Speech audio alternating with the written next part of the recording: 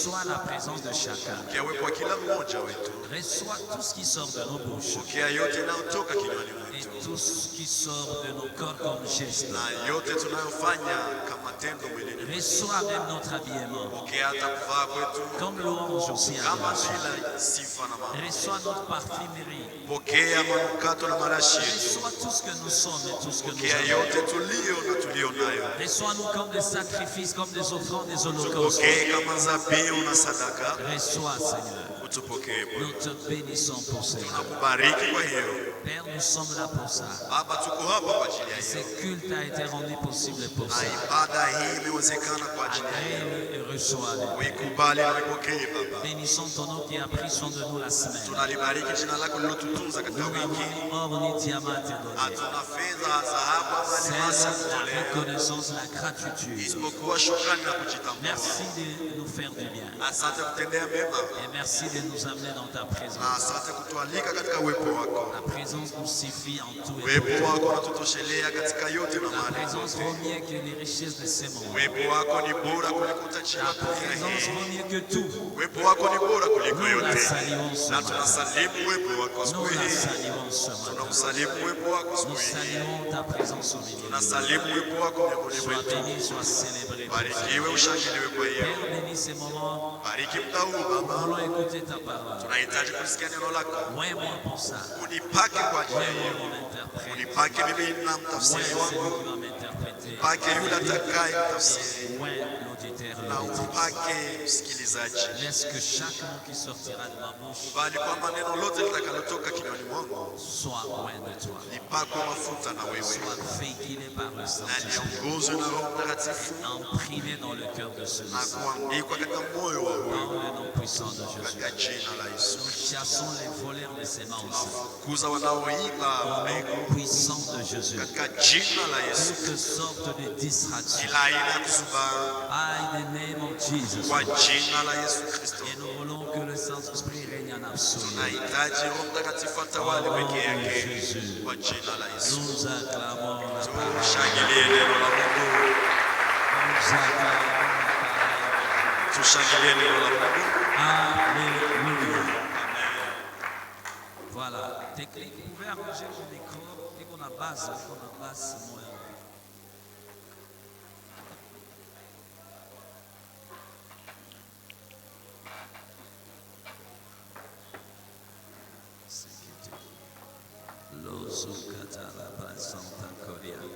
Alors vous allez le faire au fur et à mesure. Est-ce qu'on peut encore acclamer le Seigneur? Alléluia. Bien, nous vous saluons tous dans le nom de notre Seigneur et Sauveur Jésus. Nous vous accueillons pleinement dans la présence de Dieu. Et je vois la main de Dieu vous saluer tous. Nous saluons la présence des anges dans la salle. Et nous respectons aussi ta présence. Nous l'apprécions beaucoup. Et nous bénissons Dieu qui a pris soin de nous la semaine toute entière. Nous n'avons pas reçu de mauvaises nouvelles. C'est vrai, il y a eu les hauts et les bas, des petits combats, mais nous en étions plus qu'avec eux. Tu peux vite saluer ton voisin, ta voisine. Tu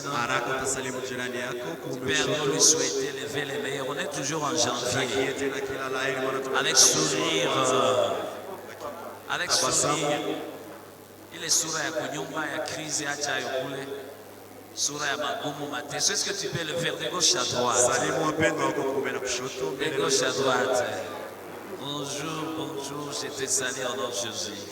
Je vous salue au nom de Jésus-Christ. Alléluia. Oui, la salutation est biblique. Même l'ange pour offrir, nous devons octroyer le message à Marie l'a dit, je vous salue. C'est un signe de respect et de considération. C'est un acte aussi social. Alors, toujours dans le cadre de vouloir vous voir réussir au cours de cette année nouvelle que Dieu nous donne 2026. Le Seigneur nous a mis à cœur d'un petit sujet qui a tendance de compléter presque même notre semaine de dédicace. Non seulement c'est un secret, mais aussi c'est un principe fondamental et biblique de quiconque fait voir Dieu agir pleinement à tout temps, partout et dans tous les domaines dans sa vie. Et nous avons intitulé ces petits sujets, ces petites pensées de la manière suivante. En 2026, je n'offrirai point à l'Éternel mon Dieu ce qui ne m'écoute rien. Répétez après moi. En 2026, parle avec ta bouche là. Elle existe pour parler. Come on. En 2026, c'est comme un engagement que je suis en train de faire avec toi. En 2026, je n'offrirai point à l'Éternel mon Dieu ce qui ne m'écoute rien. Ce qui est moins cher. Notre Dieu n'est pas un Dieu de moins cher. Alléluia. Et sans tarder, nous allons lire la parole de Dieu. J'aurais bien voulu que nous lisions tous les chapitres 24 de 2 Samuel. Mais nous allons lire seulement un seul verset. Mais promettez-moi que vous allez lire tous les chapitres pour comprendre l'histoire. Ça va vous aider beaucoup. Ça va vous aider beaucoup. Le thème est sur les écrans. Voilà. C'est bon, ça y est. Est-ce qu'on peut y aller encore? En 2026, come on. En 2026. Je n'offrirai point à l'Éternel mon Dieu ce qui ne m'écoute rien. Qu'il en soit ainsi dans ta vie cette année 2026. Amen. Vous allez peut-être comprendre cela plus tard. Et ça sera ta prière. 2 Samuel 24, 24. Mais le roi dit, c'est le roi David. Mais le roi dit à Arona. D'autres versions disent Arauna. Mais si nous devons franciser ce nom, c'est Arona. Mais le roi dit à Arona, non. Je vais t'acheter ces choses à leur prix. Et je n'offrirai point à l'Éternel mon Dieu des holocaustes qui ne m'écoutent rien. On acclame la parole de Dieu. Amen. Alléluia. Bien-aimés dans le Seigneur, frères et sœurs en Christ. Je l'ai dit la semaine toute entière combien 2026 est une saison nouvelle que Dieu a mis à notre disposition. Et c'est une saison qui n'est pas vide en elle-même. Elle est pleine de grandes bénédictions incommensurables. Et nous avons la responsabilité de maximiser, de rentabiliser et même de bénéficier de tout ce que cette année contient. C'est ta responsabilité, c'est ma responsabilité. Les résultats feront la différence à la fin de cette année. Je nous ai dit que nous avons tous la même année. Et l'année en soi a 365 jours pour tout le monde. Et chaque mois a 30 ou 31 jours pour tout le monde. Et chaque semaine a 7 jours pour tout le monde. Et chaque jour a 24 heures pour tout le monde. Et chaque heure a 60 minute pour tout le monde. Na kila saa inakuwa na dakika 60 kwa Et watu chaque wote. minute a 60 secondes pour tout le monde. Na kila dakika inakuwa na punde Et chaque 60 kwa watu seconde wote. a 60 tierces pour tout le monde. Na kila punde inakuwa na dakika 60 kwa watu wote. Dieu n'a pas donné aux uns plus et aux autres moins. Mungu akupatia wamoja nyingi na wengine Et ndogo. ça c'est le dénominateur commun. Na hii ndio inatukutanisha Mais sote. cependant la différence Lakini tofauti se situera au niveau de l'exploitation de l'année. itaonekana kwa njia unavyotumia mwaka. Chacun a sa responsabilité personnelle. Kila mtu anakuwa na majukumu Ça binafsi doit être un engagement personnel ambao shetiwe uamuzi d'exploiter cette année, ya kutumia mwaka de huu, fouiller, pêcher dans cette ya année. kutoa katika mwaka Car huu, un trésor est caché dedans. maana kuna dhahabu Tout iliyofichwa dépend de ndani. chacun. Yote inategemea En na kila commençant mtu, par moi le pasteur, kuanza na mimi jusqu'au mchungaji plus petit enfant de mpaka l'école. mtoto mdogo katika shule Le ya Seigneur nous a Jumapili. bénis avec Bwana 2026. ametubariki na mwaka huu, Et c'est une année de nouvelles choses. na ni mwaka wa mambo Une mapya, année de repositionnement. mwaka wa kuwekwa kwa Une année de nafasi mpya, visitation. mwaka wa Une kutembelewa, année de différence, de distinction. mwaka wa kutofautishwa, Une année d'ascension. ni mwaka wa Une kuinuliwa, année de progrès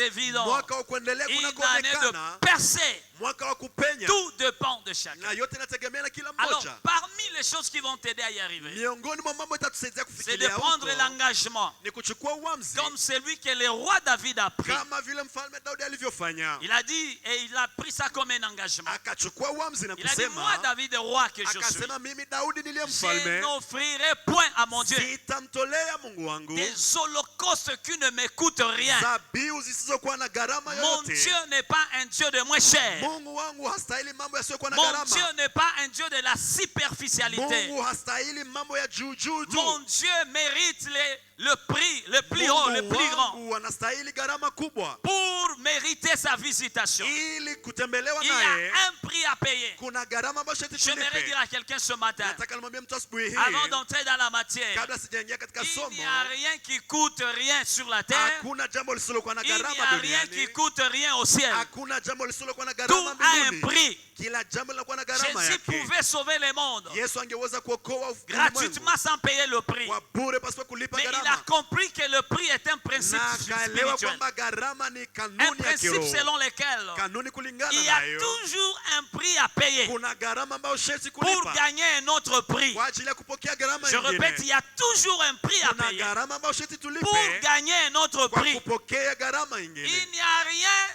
qui coûte rien, Hakuna jambo lisilokuwa na que ça gharama, soit dans le ciel iwe mbinguni comme sur la terre. hata hapa duniani. Dieu n'est pas le Dieu de la facilité, Mungu si Mungu wa urahisi, mais Dieu a établi des principes lakini Mungu ameweka na kusimika qui sont kanuni comme des prix à payer ambazo ni kama gharama ambayo pour sharti mériter tulipe sa gloire, kwa kupokea utukufu mériter ses wake, bénédictions, kustahili baraka mériter zake, sa visitation. kustahili kutembelewa Et le naye. Saint-Esprit m'a envoyé ce Na Roho matin Mtakatifu amenituma asubuhi hii pour vous dire combien. ili niwaambie mara Oui, ngapi. l'année est donnée, c'est bien. Ndio mwaka tumepewa ni vizuri, Mais il y a un prix que tu dois payer lakini kuna gharama ambayo sharti pour ulipe mériter le maximum ili ustahili kupokea qui yote est dans cette iliyomo année katika 2026. mwaka wa 2026. Alors, les textes que nous venons de lire, Usomi tumetoka kusoma, je voudrais le ramener dans son contexte. nataka nirudishe katika nyakati yake. De Samuel 24, tous les Samueli wa chapitres. pili sura 24. Ici, il s'agit du roi David Hapa ni mfalme Daudi qui venait de commettre une erreur grave. ambaye ametoka kufanya kosa kubwa, Il s'est donné la permission akajiruhusu de recenser le peuple sans Dieu et sans la permission. kuhesabu taifa la Mungu pasipo ruhusa ya Mungu. Pourquoi c'est une erreur? Kwa nini ilikuwa kosa kubwa? Parce que David Maana Daudi ne voulait pas recenser le peuple hakutaka kufanya hesabu ya pour taifa savoir quel en était le nombre. ili ajue hesabu yake ni Mais il gani, y avait un esprit d'orgueil dedans. lakini kulikuwa roho ya kiburi Il ndani voulait mwake. dépendre du nombre dans son armée. Alihitaji kutegemea idadi ya Il jeshi voulait lake. croire que s'il est en train de remporter les batailles, Alitaka kufikiri kwamba que akiwina cela dépendait vita du nombre dans l'armée. ilitegemea hesabu ya jeshi Maintenant, en lake. faisant le dénombrement, Na alipohesabu il taifa voulait essayer un peu de mesurer sa puissance. alitaka kupima nguvu zake, C'est en quoi il est capable kuona nini anaweza pour mettre en kufanya déroute ses ennemis. ili awashinde adui Alors zake. Dieu n'était pas content Na wala Mungu du hakufurahi, fait que David oubliait que tout ce qu'il faisait comme maana exploit, Daudi alisahau kwamba yote Dieu aliyoifanya en était la source. Mungu ndiye alikuwa Dieu chemchemi en wayo. était l'auteur. Mungu ndiye alikuwa Cela ne mwanzilishi dépendait wayo, pas du nombre na wala kutokana na hesabu de militaires ou de soldats. ya wajeshi aliyokuwa Cela ne nao, dépendait pas de ses techniques. haikutegemea Ça mbinu zake, dépendait de la toute puissance de Dieu. ilitegemea uwezo wote wa Mungu. Bien aimé, tout ce que tu es Pendwa yote ulio ne dépend pas de ton intelligence. haitokane na akili yako, Punguza hizi taa zisizo zinanua macho. Cela ne dépend pas de haitokane ton intelligence. na akili yako, Cela ne dépend pas non plus haitokane pia de tes techniques, na mbinu des zako, stratégies. mbinu zako. C'est par la grâce de Ni Dieu kwa neema ya que nous Mungu remportons le victoire, que nous sommes bénis, que nous sommes visités, na tumetembelewa, que nous voyons ce que nous voyons. tunaona ile Nous tunayoona, atteignons les résultats que nous atteignons. tunaona matokeo C'est seulement par la tunayofikiria, grâce. ni kwa neema tu. Maintenant, à cause de cette Na erreur, sababu ya kosa hiyo, Israël tout entier Israeli nzima fit pour frapper d'une plaie. wakapigwa na Dieu le pigo, frappa, Dieu le jugeant. Mungu akawahukumu na Dieu kuwapiga, faisait tomber sur eux un jugement. akaangusha hukumu juu Ma yao. faute peut vous coûter. Kosa inaweza kuwa na gharama kwenu. J'ai dit ma faute Kosa yangu peut coûter toute l'église. inaweza kuwa juu ya La kanisa faute nzima. d'un père Kosa ya baba peut coûter toute la famille. inaweza kuwa juu ya jamaa La nzima. faute d'une mère Kosa ya mama peut coûter toute une inaweza famille. kuwa na gharama juu ya La jamaa faute d'un nzima. responsable d'un département Kosa ya kiongozi wa peut coûter kundi tous les départements. inaweza kuwa juu ya La kundi faute lote. d'un président de la République Kosa la rais wa peut nchi coûter tous les pays. inaweza kosea nchi La nzima. faute d'un leader Kosa ya peut kiongozi coûter ceux-là qui sont sous son leadership. inaweza kosea wote walio chini ya uongozi Et wake. à cause de cette Na faute, sababu ya kosa un hiyo, jugement fit tomber. hukumu ikaanguka, Et pour que ce jugement soit relevé na ili ou hukumu hiyo remédié, iondoke, il a fallu faire quelque chose. ikampasa Daudi kufanya jambo David a fulani. péché en faisant le recensement. Daudi alikosa kwa C'était kufanya ça la hesabu ya faute. watu. Hii ndio ilikuwa kosa. Dieu frappa Israël Mungu akapiga par Israeli une plaie. kwa pigo, C'est ça le jugement. na hii ndio Mais hukumu. David reçoit l'ordre Na Daudi akapokea de lever un amri autel à ya l'Éternel kufanya kujenga madhabahu kwa sur Mungu la parcelle ou sur le champ ou sur l'aire d'Arona. juu ya kiwanja cha Arauna. Dieu lui dit, tu m'établiras, tu me bâtiras un autel. Mungu akamwambia utanijengea Pour madhabahu que je vous pardonne, ili kwamba mimi vous avez un niwasamehe. prix à payer. Kuna gharama Vous allez masharti me bâtir mlipe. un hôtel nouveau Utanijengea madhabahu qui va me mpya mettre en contact avec vous, itakayoniweka katika qui va wasiliano na permettre ninyi que ma relation, mon na intimité avec vous kuruhusu ushirika wangu soit na ninyi restaurée. Ça urejeshwe. sera comme un hôtel de repentance. Itakuwa kama madhabahu ya Et Dieu toba,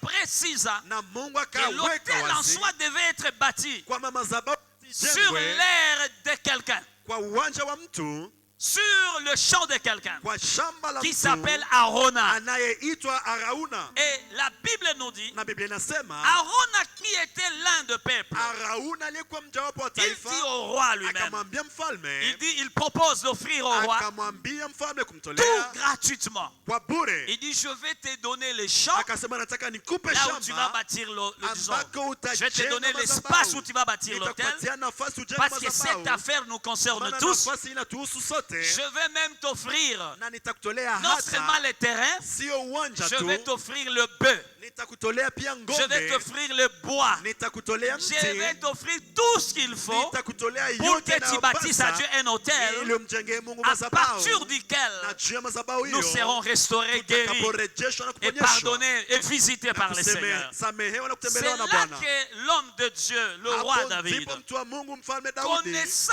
les principes spirituels, anayejua kanuni za bien aimé, kiroho, tu ne réussiras pas pendwa parce hutafaulu que tu as beaucoup de sababu de diplômes. umekuwa na Tu cheti nyingi. réussiras lorsque tu connaîtras le principe divin. Utafaulu utakapojua kanuni za Parce que Mungu, ce sont les principes divins maana kanuni za Mungu qui réagissent ou qui régissent ta vie, zizo zinaongoza maisha qui yako, boussolent ta vie et zinaongoza qui maisha t'amènent à yako marcher na kupeleka dans le kutembea voie de l'éternel katika njia za avec Bwana, une volonté alignée derrière katika lui. mapenzi La Bible inayoambatana na nous dit mapenzi ya Mungu. David refusa. Biblia inasema Daudi akakataa, Il refusa. akakataa Il Daudi dit, moi, Arona, na kusema merci mimi pour l'offrande. nashukuru Arauna, J'en suis content. asante na furahi kwa Et je sadaka suis yako, reconnaissant. natambua. Mais moi, David, Lakini mimi en Daudi, tant que leader kama vile kiongozi responsable, mwenye je majukumu n'offrirai point à Dieu, siwezi kumtolea Mungu c'est qu'il ne m'écoute pas. jambo lisilokuwa na Des gharama choses yoyote, moins chères, mambo ya bei des chini, choses gratuites. mambo ya bure. Pourquoi Kwa nini David a refusé? Daudi alikataa? Pourquoi David a refusé? Kwa nini Daudi alikataa? Voici pourquoi il a refusé. Tazama basi kwa nini Parce Daudi que alikataa. Maana kwanza Parce qu'un sacrifice zabihu sans le coût, pasipo sans le gharama, prix, pasipo n'est bei pas agréable à Dieu. haiwezi kumpendeza Tout Mungu. ce que tu feras pour Dieu, Yote utakayofanya s'il kwa n'y a ajili ya pas Mungu, un prix dedans, kama hakuna gharama s'il n'y a ndani, pas l'esprit de kama sacrifice, hakuna roho ya kujinyima ce ndani, sacrifice ne sera pas agréé. zabihu hiyo itakubaliwa na Lorsque tu Mungu. offriras à Dieu un sacrifice, Utakapomtolea Mungu quelle zabihu, que soit la nature du sacrifice, haijalishi aina ya zabihu il hiyo, faut que ce sacrifice-là sherti zabihu hiyo puisse être, au fait, puisse avoir un coût iwe na gharama pour que Dieu l'agrée. ili kwamba Mungu Deuxième chose, aikubali. il a refusé. Jambo la pili kwa nini alikataa? Parce qu'un sacrifice Maana zabihu sans le renoncement pasipo n'est kujikatalia pas aussi agréé. haiwezi pia kukubaliwa. Toi, un sacrifice Tatu, zabihu sans engagement personnel pasipo uamuzi wa n'est pas aussi binafsi agréé. haikubaliki pia na Mungu. Écoutez, frères et sœurs, Sikiliza wapendwa kaka na nous dada, sommes tous un royaume de sote tuko sacrificateurs. ufalme wa La Bible dit que makuhani. nous sommes de rois et de Biblia inasema sacrificateurs. sisi ni wafalme na makuhani. Et j'aimerais vous interpeller. Nataka Quand on niwatahadharishe, parle d'un sacrificateur, napozungumzia il kuhani s'agit d'une personne ni mtu que yule Dieu a établie, ambaye Mungu Dieu a amemsimika, mis à part Mungu amemweka pour lui kando, sacrifier, ili amtolee pour lui zabihu, sacrifier de culte. ili C'est amtolee. pourquoi chacun d'entre nous est Ndio sacrificateur. maana kila mmoja wetu ni Nous kuhani. sacrifions Dieu d'une manière ou d'une autre. Tunamtolea Mungu kwa Et njia nous devons moja na d'abord nous nyingine. sacrifier Sharti tujitoe sisi avant de wenyewe sacrifier toute autre kabla chose. tujatoa mambo Parce que mengine. Dieu n'agrée jamais Maana Mungu hawezi le kubali kamwe sacrifice zabihu avant d'agréer le mbele ya sacrificateur. kukubali Et anayetoa quand on zabihu. parle du Na sacrificateur, tunapozungumzia on kuhani, voit le cœur du tunaona sacrificateur. moyo wa kuhani. Dieu ne tient pas compte d'abord Mungu atazame de kwanza ce que nous faisons, yale tunayoyafanya, de ce que nous donnons. ile tunayotoa, Mais Dieu compte d'abord lakini Mungu anahesabu sur kwanza les cœurs avec lesquels nous le faisons. moyo ambao tumetoa nayo. Siwe kama unanisikia. Je ne sais pas si vous me comprenez. Kuimba ni mzuri, Chanter c'est une bonne chose, mais tu le fais avec quel cœur? lakini unaifanya kwa moyo gani? Kutoa sadaka ni mzuri. Offrir des offrandes c'est une bonne Mais chose, Dieu n'a pas d'abord besoin des offrandes lakini physiques. Mungu ana kwanza Il haja a ya besoin de sadaka. la qualité du cœur qu'il donne. Anataka kuona hali ya moyo inayotoa. Kufika kuibada ni mzuri. Arriver au culte c'est une bonne Parce que chose, ulikuya tolea Mungu zabiu. parce que tu es venu offrir Zabihu à ya Dieu un sifa, maabudu na sacrifice, un vingine. sacrifice d'adoration et de Mais la louange. question de Dieu, Lakini swala ya Mungu, avec quel cœur tu es kwa venu? moyo gani umekuja? Qu'est-ce qui est derrière ta Nini présence? iliyo nyuma ya Quelle uwepo est la wako? motivation Ni nini avec iliyokusukuma laquelle tu es venu? kuja hapa hekaluni? Mais quand je prêche ici, Hata napohubiri c'est hapa bien, je prêche. ni vizuri Mais kuhubiri, quelle est ma motivation? lakini nini Est-ce que c'est imenisukuma? pour le mativi? Je, ni kwa ajili ya Que l'on kuonekana sache que je connais ou ili je connais. wajue kwamba ninajua mambo? Dieu voit le cœur Mungu d'abord. anatazama kwanza Avant de moyo, voir les actes et les ili actions atazame matendo qui ya viennent mtu du cœur. inayotoka katika La moyo. qualité d'un sacrifice Hali ya zabihu dépend de la qualité du cœur inaambatana na de hali ya celui qui moyo sacrifie. ya yule anayetoa zabihu.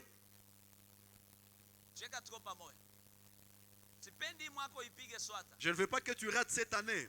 Tu dois vérifier tes motivations. Sharti uchunguze Tu shauku dois zako, vérifier l'état de ton cœur. uchunguze hali ya moyo wako. Tout ce que tu fais quand tu adores, Yote utakayofanya quand tu unapoabudu, célèbres, unaposhangilia quand tu Mungu, loueras, unapomsifu quand tu Mungu, offriras à Dieu, unapomtolea Mungu, quand tu iras à l'église, utakapoenda quand tu kanisani, voudras jouer ton rôle de responsabilité. utakapofanya kazi yako kama mwenye De majukumu, quel cœur tu le fais? ni kwa moyo gani umeifanya? Alors, si un sacrifice Kama zabihu n'est pas un vrai sacrifice personnel, si zabihu ya binafsi, Dieu ne se glorifie pas Mungu hawezi dans les kujitukuza sacrifices ou les offrandes katika zabihu na sadaka, sans esprit de sacrifice. pasipo roho ya zabihu na Bien-aimé dans kujitolea. le Seigneur, Wapendwa katika Bwana, Dieu ne veut pas que nous fassions cette année 2026 Mungu hataki tufanye katika mwaka huu 2026 des sacrifices superficiels, zabihu za juu juu tu, des sacrifices inutiles, zabihu zisizofaa, des sacrifices vains, zabihu zisizokuwa na mafaa des yoyote, sacrifices sans coût, sans prix. zabiu zisizokuwa na gharama ama Dieu bei ne fulani. veut pas que nous fassions des sacrifices sans engagement personnel. Mungu hataki tumtolee zabiu pasipo Dieu kujitoa cette année sisi ne veut pas wenyewe. que nous fassions des sacrifices sans renoncement, sans Mwaka consécration. huu Mungu hataki tutoe zabiu pasipo kujitoa na Dieu ne veut pas que kujikatalia. nous fassions des sacrifices qui ne nous coûtent rien. Mungu hataki tutoe zabiu zisizokuwa na gharama yote Dieu kwetu. cherche des hommes et des femmes, des adorateurs, Mungu anatafuta wanaume wanawake waabudu qui lui halisi, offrent des sacrifices coûtés. watakaomtolea zabiu zisizokuwa na Le coût du gharama. sacrifice Gharama ya zabiu vient du cœur, inatoka pas moyoni, de la monnaie. si katika Tu pesa. peux donner beaucoup, Unaweza toa mais nyingi, tu as donné moins que celui qui n'a pas donné beaucoup. lakini umetoa ndogo kuliko ule aliyetoa ndogo. Ça passe? Je, inaeleweka? Tu peux offrir $1000 ici. Unaweza toa dola 100, Et 1000 hapa, Y offre 2000 francs. mwingine anatoa 2000 ya Mais kikongomani. Dieu agrée le 2000 francs Mungu anakubali ile 2000 ya et non le kikongomani $1000. na anatupilia 1000 Pourquoi? Parce ya que dola.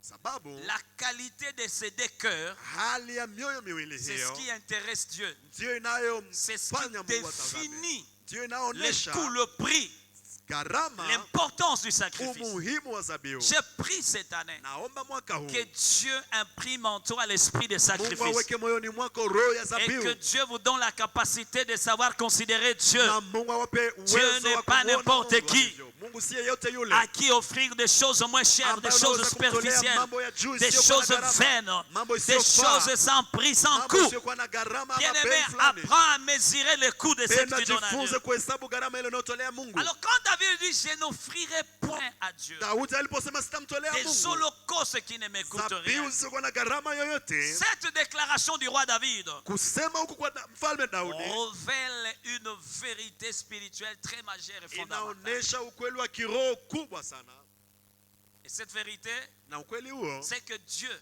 ni kwamba Mungu ne se glorifie pas dans les offrandes faciles, hawezi kujitukuza katika sadaka za dans rahisi, les offrandes superficielles katika sadaka za juu juu ou tu, sans sacrifice. ama pasipo kujitoa, Le kujinyima. véritable culte implique un coût.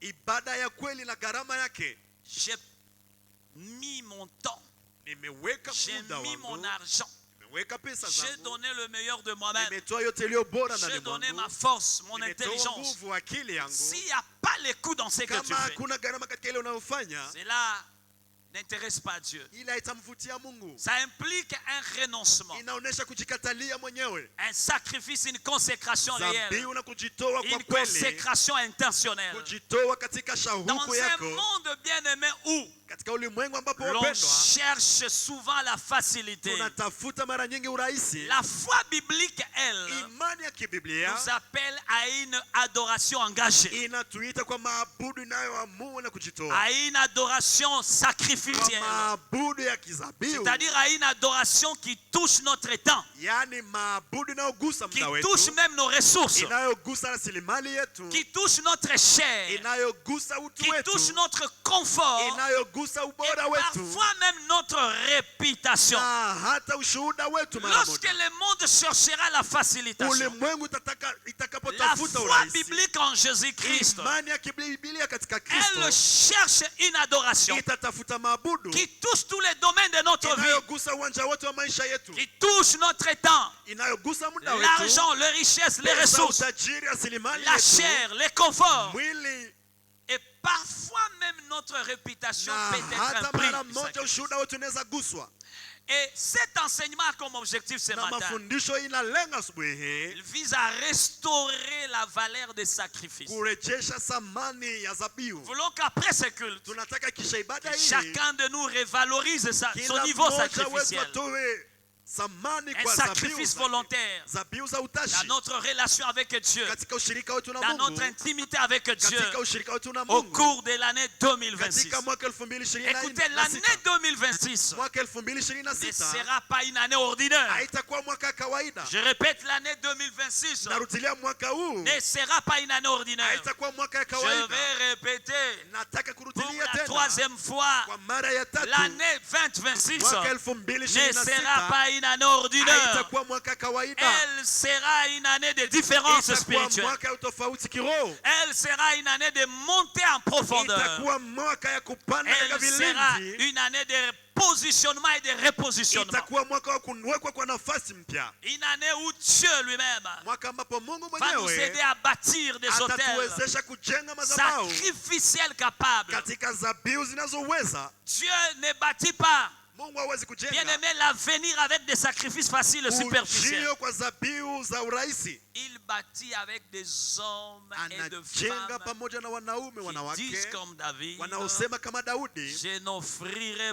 point à Dieu sitamtolea Mungu ce wangu qui ne m'écoute point. jambo lisilokuwa na gharama yote kwangu. Ce thème est un appel. Usemi huu, mada hii Un ni mwito, appel à la conscience. mada hii ni mwito C'est un kwa appel dhamiri, à une foi ni raisonnable. mwito kwa imani C'est un yenye appel akili, à une adoration très ni coûteuse. mwito kwa maabudu yenye gharama À une kubwa consécration ya intentionnelle. kujitoa wakfu kwa utashi wetu. Bien aimé, nous vivons à une époque où beaucoup veulent les bénédictions de Dieu. Wapendwa, tunaishi muda ambao wengi wanataka Sans baraka za sacrifice. Mungu pasipo zabihu. Ils veulent être bénis, Wanahitaji mais kubarikiwa sans sacrifice. pasipo zabihu. Bien aimé, dans le monde des esprits, Pendwa, katika ulimwengu wa ou dans roho, le monde spirituel, katika ulimwengu wa il n'y kiroho, a rien sans prix. hakuna lolote lisiokuwa Le na monde bei dans yake. lequel nous vivons, Ulimwengu tunamoishi c'est un ndani monde qui veut avoir ni tout ulimwengu facilement. unaotaka kupata yote kwa Recevoir les urahisi. bénédictions de Dieu sans Pokea sacrifice. baraka za Mungu pasipo La zabihu. gloire sans engagement. Utukufu pasipo La kujiwekeza humo. récompense sans renoncement. Malipo pasipo kujikatalia. Pourtant, lorsque nous lisons la Bible, Ijapokuwa tunaposoma toute Biblia, l'histoire biblique historia yote ya nous Biblia montre une vérité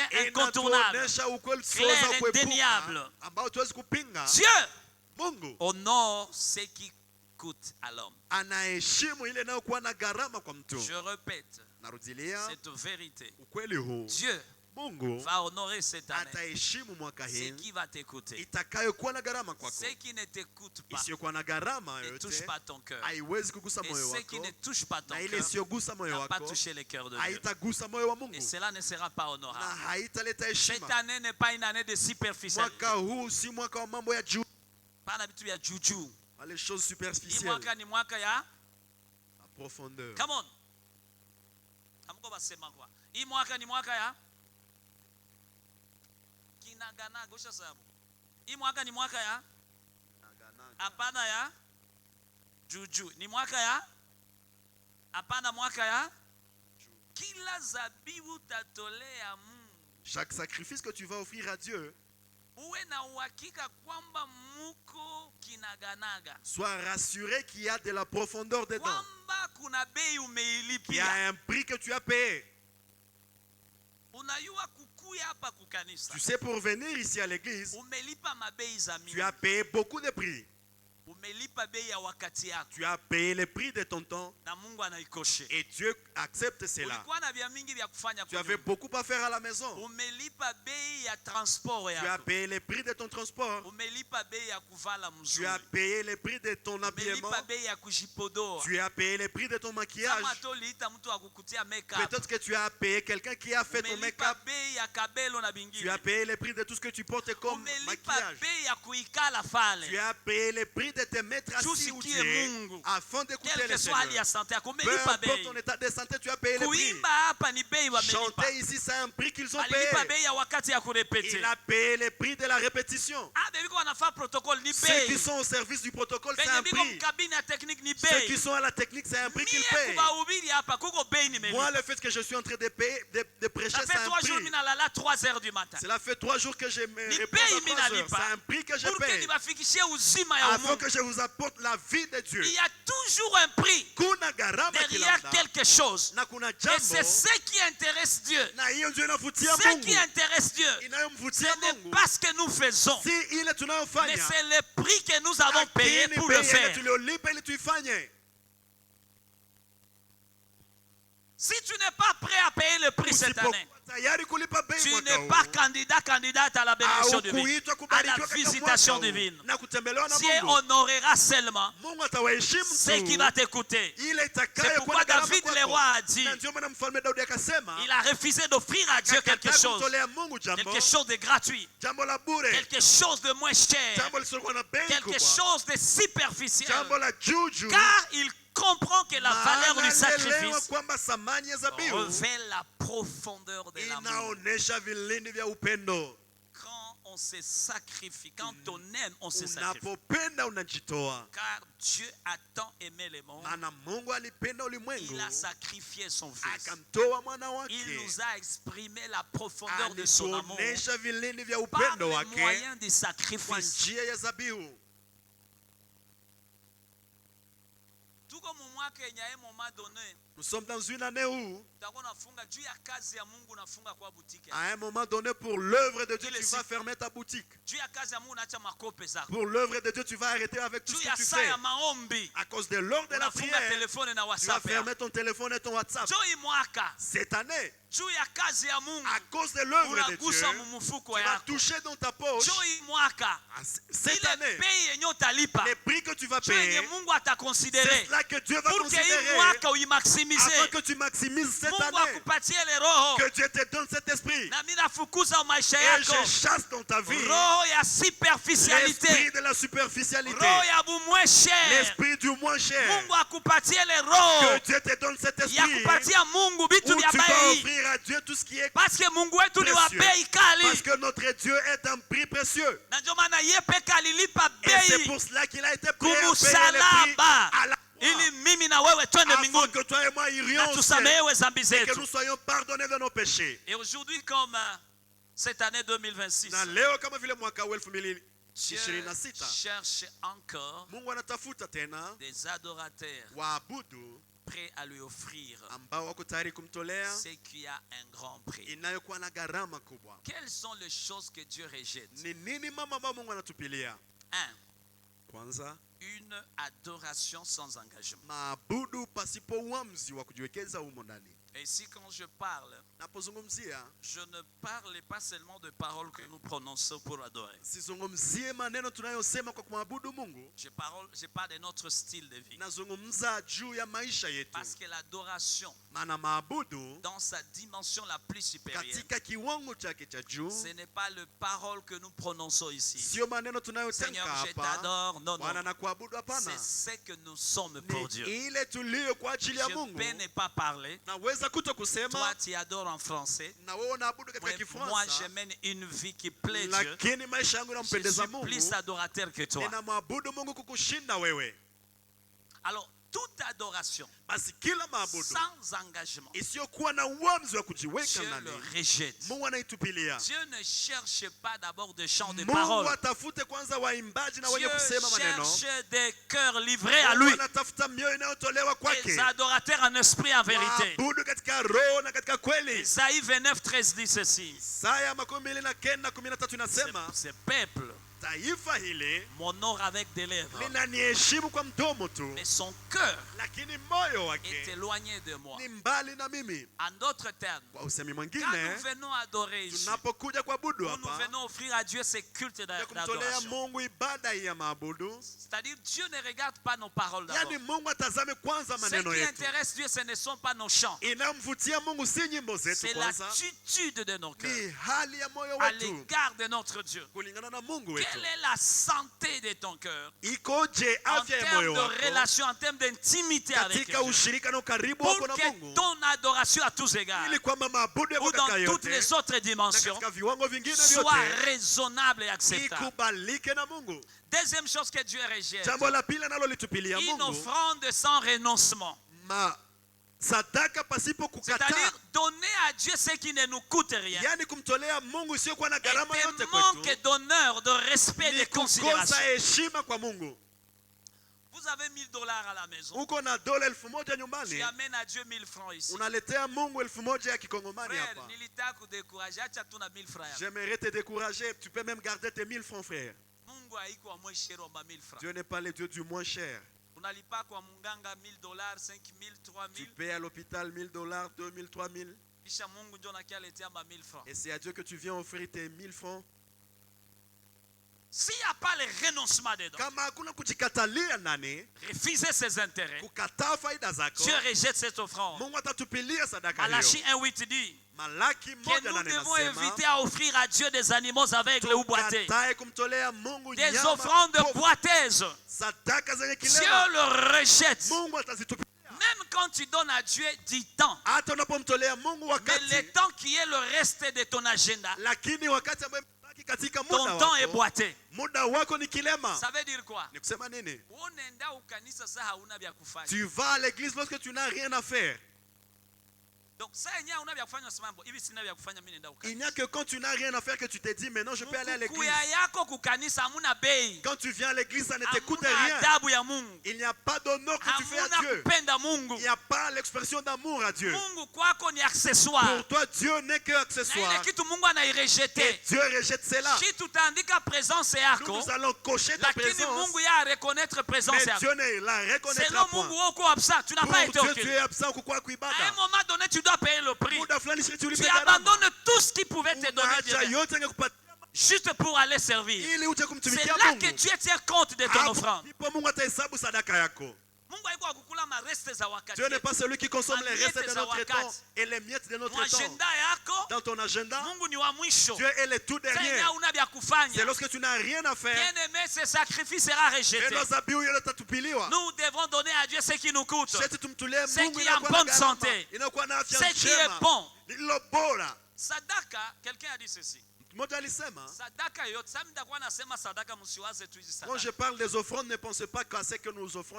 Juba Kristo tubasha tulimite kama injo Parce sadaka. que les chrétiens se sont limités aux offrandes comme Nitakwambia kama argent. ukuya yako yo peke ni sadaka. Le fait que tu sois venu, c'est déjà de l'offrande. Alors, kuimbia Mungu na kufanya kazi ya chorale ni sadaka Le fait wameto. de chanter et servir Dieu dans la chorale, c'est une offrande. Hii kazi niko nafanya hapa niko natolea Mungu L'œuvre sadaka. que je fais ici, c'est une offrande que j'offre à Parce que Dieu. mimi namtolea wakati yangu akili Parce que je yangu lui offre mon temps, mon Énergie yangu, intelligence, vitu mon yangu énergie yote. et tout ce que j'ai. vitu yangu yote. Dieu m'a dit de vous dire la nuit. Mungu aliniambia usiku niwaambie, Plusieurs vont échouer cette année. watu wengi watashindwa mwaka huu, Pas parce que sio kwa sababu Dieu ne les a pas donné l'année en soi, Mungu hakuwapatia mais mwaka parce huu, qu'ils ont pris Dieu, les choses de Dieu dans la lakini superficie. sababu wamekamata mambo ya Mungu kwa Quel est dharau. le coût que tu payes? Ni nini gharama unaolipa? Unaacha maprogramme za Mungu. Tu arrêtes, tu quittes le Hapa programme tulikuwa na de Dieu. veille à Numat. Il y a des jeunes qui ne sont pas venus Il du y avait veillé de Numat ici. bon, ce n'était pas intéressant. Wamoja wakukuja sababu Entre-temps, ils ont raté hawakuvutia. beaucoup de choses. Na wamekosa mambo mengi. Kuna kwa mkutano ya mama chaque mardi. Il y a réunion de Il y a femmes des chaque gens qui ne mardi. viennent pas. Kuna watu Parce que wasiokuja. pour eux, c'est un accessoire. Maana kwao ni Ni chama bia sio mama, faa. basibile. C'est pour les mamans. Il y a des gens qui ne viennent pas à la jeunesse le Kuna watu samedi. wasiokuja kwa mkutano wa Pourquoi? vijana Parce qu'ils siku ne ya donnent kesho. pas du pouvoir, disons Maana du wapatie prix. Il n'y a pas de la thamani. valeur. Hawana thamani kwa jambo hiyo. Bien aimé, il est temps d'arrêter cette façon de voir les Wapendwa, choses. ni muda wa kuacha mambo Ne ile. viens pas à la répétition Usije kwenye d'une manière marudilio routinière. kwa njia ya Ne kurudilia viens tu, pas à l'intercession lakini usikuje d'une tena kwa manière maombi habituelle. kwa njia ya Ne tabia. viens pas faire les protocoles. Usije kufanya Ne viens ushemasi. pas faire tout ce que vous faites. Usifanye yote Jouer mnaofanya aux instruments kupiga d'une vyombo manière superficielle. kwa njia ya juu juu tu. Bien-aimés, nous Wapendwa, devons faire les choses pour Dieu. sherti tufanye Et mambo pour kwa sa ajili ya gloire. Mungu na kwa ajili ya utukufu wake. Troisième chose que Dieu rejette, Jambo la tatu analotupilia Mungu un service sans sacrifice. ni kazi tunayoifanya pasipo dhabihu. La Bible nous dit dans Luc 9, 23, Biblia inasema katika Luka 9:23, pour ceux qui veulent me suivre, kwa wale wanaotaka qu'il kunifuata renonce à lui-même wajikatalie et kwanza qu'il se wenyewe,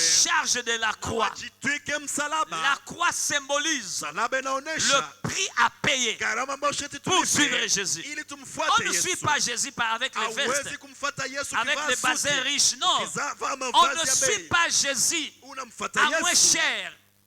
À moins cher. hauwezi kumfuata Il y a un chini. prix à payer. Kuna gharama ambayo Ça sharti s'appelle tulipe, la croix. inaitwa msalaba. Lorsque tu serviras Dieu, Utakapomtumikia tu Mungu, dois chercher la croix dans le sharti service. utafute msalaba Est-ce katika qu'il y a kazi la ya croix Mungu. dans le service? Je, kuna msalaba katika kazi L'ensemble ile. des sacrifices Mchango ya zabihu que tu fais, unazozifanya, l'ensemble de prix que tu mchango ya payes, gharama pour unazolipa suivre Jésus, ili umfuate Yesu, ça peut coûter l'argent, inaweza kuwa ça pesa, peut coûter ta réputation, inaweza kuwa ushuhuda wako, ça peut coûter beaucoup de choses. inaweza kuwa mambo mengi. Dieu a besoin de chrétiens fidèles. Mungu anahitaji Et modèle et de Wakristo qualité. waaminifu wenye kuwa Et quelles mfano. sont les choses que Dieu honore? Na ni mambo gani ambayo Mungu anaheshimu na kukubali? Kwanza, Un cœur moyo, qui donne même dans la douleur. moyo inayotoa hata katika uchungu, Même dans la douleur. hata katika uchungu, Même dans la souffrance. hata katika mateso. Mais tu as un cœur donateur. Moyo wako iko tayari kutoa, Un cœur moyo sacrificiel. wako iko tayari kutoa zabihu. La Bible nous dit dans Genèse 22, Biblia inasema 9 katika à 12. Mwanzo 12:2, On ne va pas lire ça. hautasoma, Nous voyons Abraham tunamuona qui Abrahamu offre son fils unique alivyomtoa wake wa c'est pekee. lui qui l'aime. Yule aliyempenda Isaac, Isaka il donne avec douleur. akamtoa kwa uchungu. Pourtant, c'était la promesse de Dieu. Ijapokuwa ilikuwa ahadi ya Mungu. Après avoir fait longtemps sans enfant, Kisha kufanya siku nyingi Dieu pasipo lui a mtoto. promis un fils. Mungu akamwahidi kumpa Et mwana. Dieu lui a donné ce Na fils Mungu akampa mwana dans sa yule. fidélité. Katika uaminifu Mais comme wake. si ça ne suffisait Na pas, kama vile haikutoshelea, Dieu voulait checker, tester le Mungu cœur d'Abraham. akataka kupima moyo wa Abraham. Est-ce qu'il va s'attacher au don Je, atashikamana na ou alors au donateur? ama atashikamana na yule Parce qu'il aliyempatia. arrive des fois où Dieu nous donne Na kuna mara Mungu et nous anakupatia, commençons à idolâtriser les na dons de Dieu. tunaanza kuabudu alilotupatia Mungu. C'est Dieu qui t'a donné le Ni travail, Mungu aliyekupatia c'est kazi. Dieu qui t'a donné la Ni voiture, Mungu aliyekupatia c'est Dieu qui gari. t'a donné le Ni mariage, Mungu aliyekupatia c'est ndoto. Dieu qui t'a donné Ni ABCD. Mungu aliyekupatia Mais hiki na la kile. tendance est de commencer à Lakini idolâtriser unaanza sasa kuabudu ce mambo que yale Dieu t'a donné ambayo Mungu alikupatia. au détriment de ta relation avec Na Dieu, kuacha ushirika wako de pamoja ton na Mungu. intimité avec Dieu. Kuacha ukaribu wako pamoja na Bien-aimé, Mungu. Dieu bénit non pas ce que nous donnons, Penda Mungu abariki ile tunayopana. mais ce que nous sommes prêts à perdre pour lui. Lakini ile tulio tayari kupoteza Ce kwa ajili n'est pas yake. ce que nous donnons, Si ile parce qu'on tunayotoa, peut donner sans sacrifice. maana unaweza kutoa pasipo Mais nous dhabihu. sommes prêts à perdre quoi? Lakini tuko tayari kupoteza Pour lui. nini? Kwa ajili ya C'est Mungu. ça le prix que Dieu Hiyo agrée. ndio bei anayokubali Mungu. Mimi nakumbuka saa Mungu alisemaga nivunje nyumba zangu zote zilikuwa hapa. Ni za mbao mimi zilikuwa Je zangu. me Haiko ndio rappelle lorsque Dieu nilijengeaga. m'avait demandé de casser mes maisons, même si Sijui c'était naona en mtu planche. anasema bunyumba gani mlikuwa hapa? Quelqu'un peut dire quel genre de Alikuone. maison. Niliishi ndani nikazalia mo batoto. J'ai vécu là-bas et j'ai eu des enfants dedans, Babogar na des babogel. beaux et de belles enfants. Alléluia. Et je vécu. Nikaishi humo. Et c'était chez moi. Ilikuwa kwangu. Na Mungu anakuambia toka kwako vunja manyumba wende upango Et mpaka Dieu leo. m'a ordonné de quitter, de Pour casser ceux qui ma étaient maison là ce d'aller. jour-là. Waliokuwa hapa hiyo Mama siku. Asha ulikuwa pale ile siku. Mama Asha, tu étais là. Sinipiga machozi hapa kama ya ma J'ai 2000 pleuré francs wala ici. 3000. J'ai versé des larmes. Ushona unaya machozi ya mwanaume. Tena mwanaume gani? Pasteur. Analia saa mtoto. Oro wanapenda tuambia jikaza huko mwanaume alilie bure. Jo culture ya dunia. C'est ce qu'on appelle la culture de soi fort. Chona kuona kufia ndani. Ewa mwanaume analiaka bongo. Ukisikia kulia lia juu mtu asikudanganye. Papa moke kama unasikia vitu vinakataa lia. Na kama bibi yako akianza kuchekelea na niita mimi namkemea. Lia. Kulia na kuponesha, kulia na tuma, kulia haiko faiblesse. Le fait de Kulia pleurer ni n'est pas une expression faiblesse, c'est une ya expression dépendance kwa Mungu na sekuru kwake. de la dépendance de Dieu. Ili ya kusema sois fort kwa mwanaume. Mwanaume aliyake bongo lia. Faut par moment Lia pleurer. saba mama banaluaka bakulia kukilia. Kama tota ikala chini usirite migulu chini lia. S'il te faut te mettre par terre pour pleurer, vas-y. Nikalia hapa kwa hii Et j'ai madhabahu. pleuré du haut de cette Parce chair. que je vis Sababu les niliona années que j'avais fait miaka niliyofanya pour ne fût qu'avoir cette parcelle. ili nipate hii kiwanja. Et d'un coup, Dieu me dit de quitter, aller devenir Na un Mungu locataire. akaniambia nitoke nende kwa Avec mpangaji. quelle assurance? Si on est. Kwa hakikisho gani hakuna? Gloire à Dieu, parce que la Bible nous dit, Sifa kwa Mungu, maana Biblia nous inasema, n'avons pas crié. hatukuamini, Nous ne marchons pas hatutembee selon la vie, kulingana na mais nous mtazamo. marchons selon la foi. Tunatembea Alléluia. kulingana na imani. Si nous voyons, Kama tukiona, nous ne marcherons pas, nous n'irons jamais loin. tutatembea kwa imani Parce que na la tena réalité va nous bloquer. maana ajali tunayo- Mais lorsque nous voyons par la foi, lakini tunapoona kwa imani, alors nous avancerons. basi tutaendelea. Les années viennent Miaka inakuja, où Dieu me donnera des parcelles. ambako Mungu atanipa Dieu me viwanja. donnera beaucoup de chez moi. Atanipatia kwangu Je n'aurai kweli. pas seulement une seule parcelle. Sitakuwa na uwanja Ce moja. n'est pas parce que j'en ai besoin seulement, mais c'est parce que Dieu est fidèle et il veut m'enseigner que quand nous semons avec larmes, nous moissonnons dans la joie. Le mot larmes signifie le prix payé. Machozi inaonesha bei uliolipa, La moisson coûte. na mavuno inakuwa na gharama Ça yake. coûte le prix, c'est ce qu'on Inakuwa na appelle gharama le yake plaire. inaitwa machozi. Et là, qu'est-ce que je dis, la sémence? Kupanda Mais ina la gharama, moisson lakini mavuno récolte la joie. Alléluia. inakuwa na furaha. Je ne sais pas ce que tu vas s'aimer par plaire, Sijua nini utatoa katika mais je machozi, prie que tu moissonnes. lakini naomba uvune. Dieu aime quand nous donnons, même quand c'est douloureux. Mungu anapenda tunapotoa hata katika uchungu. Deuxième chose Jambo la pili, que Dieu agrée, analoliheshimu Dieu na agrée kukubali une Mungu. offrande proportionnelle à l'amour. Mungu anakubali sadaka inayokubaliana kuambatana na Est-ce upendo. que je donne parce que j'aime Je nimetoa sababu napenda, ou je donne pour que les gens m'acceptent? ama napenda ili watu, unatoa ili watu wanikubali. Si tu donnes Unapotoa pour nous prouver, ili tuoneshe ton sacrifice est nul et sans effet. dhabihu yako haina Mais maana si tu yoyote, donnes lakini pour ukitoa exprimer ton ili amour, uoneshe upendo à wako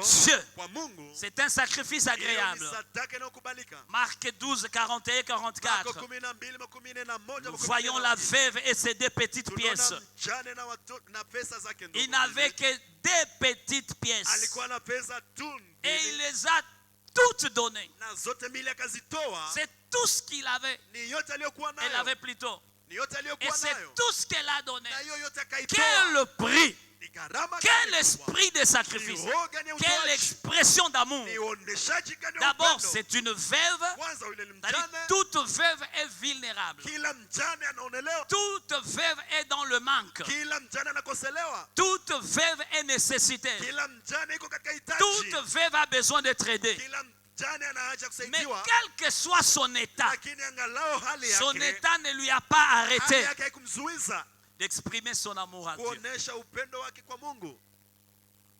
Hivi hakuna sasa sina kitu na Mungu Il dit anajua. que non, Dieu même si connaît que je n'ai rien, Utabakia vile maisha tu yote. vas rester comme ça toute ta vie. C'est lui qui touche Dieu. Anayemgusa Ou alors Mungu, c'est qui touche Dieu. inayomgusa Ce Mungu n'est pas la quantité, haiko hesabu, mais c'est la qualité en termes de coût intérieur. lakini ni hali kulingana na gharama ya Qu'est-ce que ndani. tu donnes? Nini unayotoa? Quelle année le coût intérieur Nini gharama yake ndani pour ya que moyo Dieu wako? puisse approuver Ili cela? kwamba Mungu Bien aikubali. aimé, quand tu donneras cette année, Pero utakapotoa mwaka même en huu, termes d'offrande normale, kawaida ne donne pas parce que seulement tu es habitué à donner. usitoe maana umezoea Apprends, kutoa à tu. donner par révélation. Jifunze kutoa kwa Deux, ufunuo. à donner d'une manière sacrificielle. Jifunze kutoa kwa njia ya kujiima, kujinyang'anya.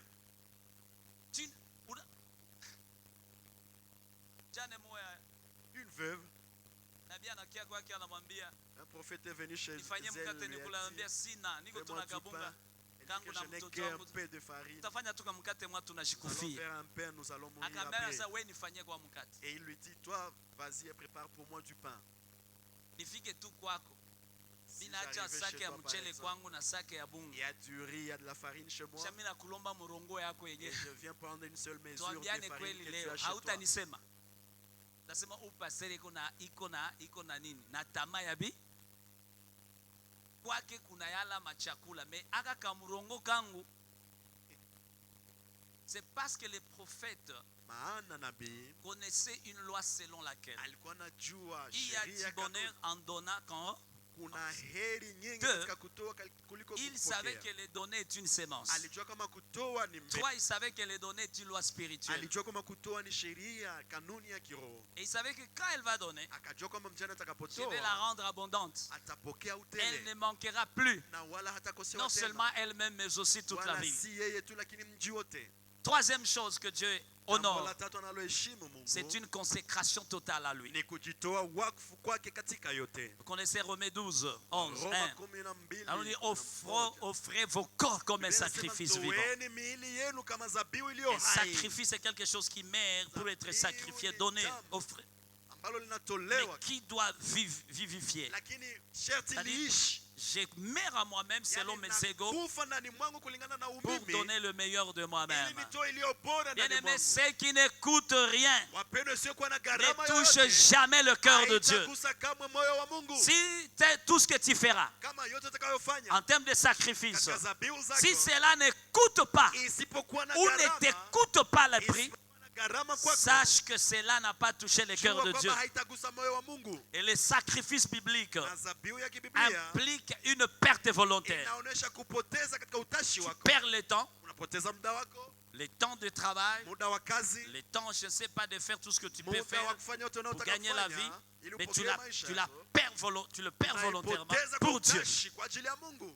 Ça implique aussi une priorité donnée à Dieu. Inaonesha pia kumfanya Mungu Ça kipaumbele. implique aussi une douleur acceptable par amour. Inaonesha uchungu unaokubali kwa Alors upendo. pourquoi Dieu nous demande ce qui est coûté? Kwa nini Mungu Un, anakuwa na gharama kubwa? je vais filer. Un, Kwanza pour tester notre amour. ili apime upendo wetu.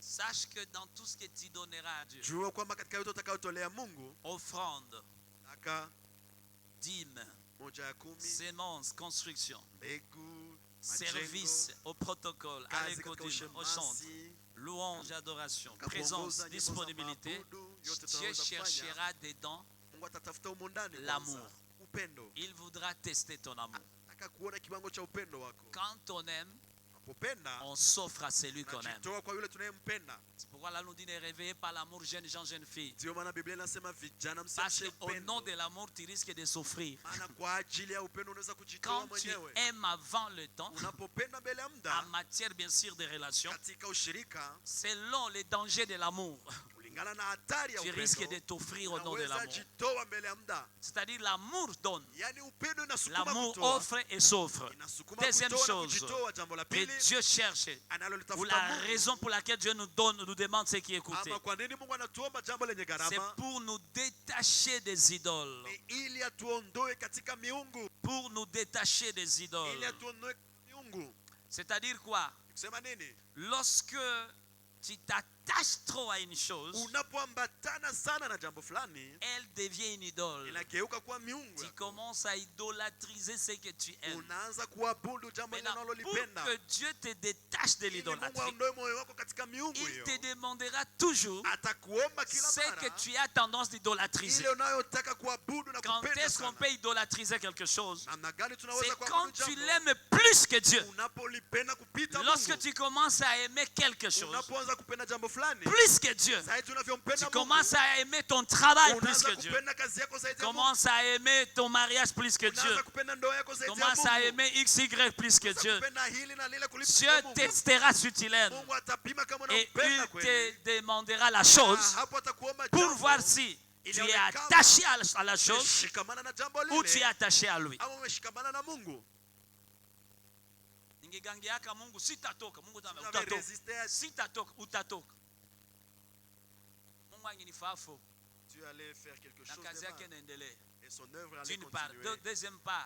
deuxième chose, ni juu niliitika kulipa bei, ndio maana kazi ya Mungu iko. C'est parce que j'ai accepté de payer le prix que l'œuvre de Dieu existe et continue Kazi ya d'avancer. Mungu ni résultat L'œuvre de Dieu ya n'est que le bei résultat yenye tulilipa. du prix que nous avons payé. Troisième chose ou Jambo la raison, tatu, c'est sababu ya pour tatu, nous élever spirituellement. ili kutuinua kiroho. Lorsque Dieu voudra nous élever spirituellement, Mungu atakapo il kutuinua nous kiroho, demandera la chose la plus coûteuse. natuomba jambo lenye Le gharama temps. kubwa. Muda, Mungu anaweza kuambia acha kazi Dieu yako peut te demander de quitter ton travail. une semaine, funga Pendant mlango, une semaine, tu vas fermer ta porte. wendo jifungie une semaine en prière. Va t'enfermer pendant Quel une semaine prix? dans la prière. C'est un prix. Peut-être que Mungu anataka kuinua ile kazi. Peut-être que Dieu veut t'élever dans ce Sasa travail-là. nakwambia achana kwanza na ile Mais il te kazi, demandait de quitter. nitafute nikuibie siri Viens zingine me chercher, je te na révélerai ni d'autres active secrets. vitu vingine mu maisha Avant yako. d'activer d'autres choses dans ta Na vie. ukiweza lipa ile Et bei, si tu parviens à payer ce après prix, une semaine, après cette watu semaine-là, watasema uligusa dawa. les gens diront que tu as touché au fétiche. Quatrième chose, Babu c'est ya lorsque nne, Dieu fait déclencher des miracles dans notre vie. Mungu atakapo kuanzisha miujiza maishani mwetu. Lorsque on dit à la veuve, donne-moi, Wanapomwambia tout ce qui mjane, te reste, patie yote c'est inayobaki parce que kwako. l'homme de Dieu voulait opérer un miracle. Maana mtu wa Mungu alitaka kufanya muujiza. Quand Dieu a dit à Abraham, Mungu alipomwambia donne-moi Abrahamu, ton Isaac, unipatie mwana parce wako que Dieu Isaka. voulait leur montrer Maana Mungu alitaka que je kuonesha n'ai pas besoin au fait d'Isaac, kwamba mimi sina haja ya j'avais besoin Isaka. de tester ton cœur, Nilihitaji kuona mais hali ya à moyo côté wako. d'Isaac, il y a un Na bélier. karibu ya Isaka kuna kuwa mwana kondoo. 5. Tano, Cinquième raison, sababu ya tano, c'est parce que Dieu regarde au cœur, pas aux gestes. maana Mungu anatazama moyo wala si matendo yetu. Dieu veut tester, regarder ton cœur, Mungu anataka kuangalia hali ya parce moyo que c'est le wako. cœur qui donne. Maana ni moyo La inayotoa. Bible nous dit, Abel donna le meilleur de lui, Biblia inasema Abeli akatoa aliyokuwa mais nalo Caïn bora. donna le reste. Lakini Kaini akatoa Abel a mabaki. donné le premier-né, Abeli alitoa mzaliwa des wa choses kwanza. qui lui coûtaient, Mambo iliyokuwa na gharama mais kwake. Caïn a donné le reste, les Kaini habituels. akatoa iliyobaki katika aliyokuwa Bien-aimé, nayo. Dieu ne bénit pas Pendwa Mungu awezibariki. les dons d'abord. Zawadi Il kwanza bénit tunayotoa, l'intention sacrificielle. anatoa shauku ya kutoa. Les sacrifices, c'est la monnaie céleste.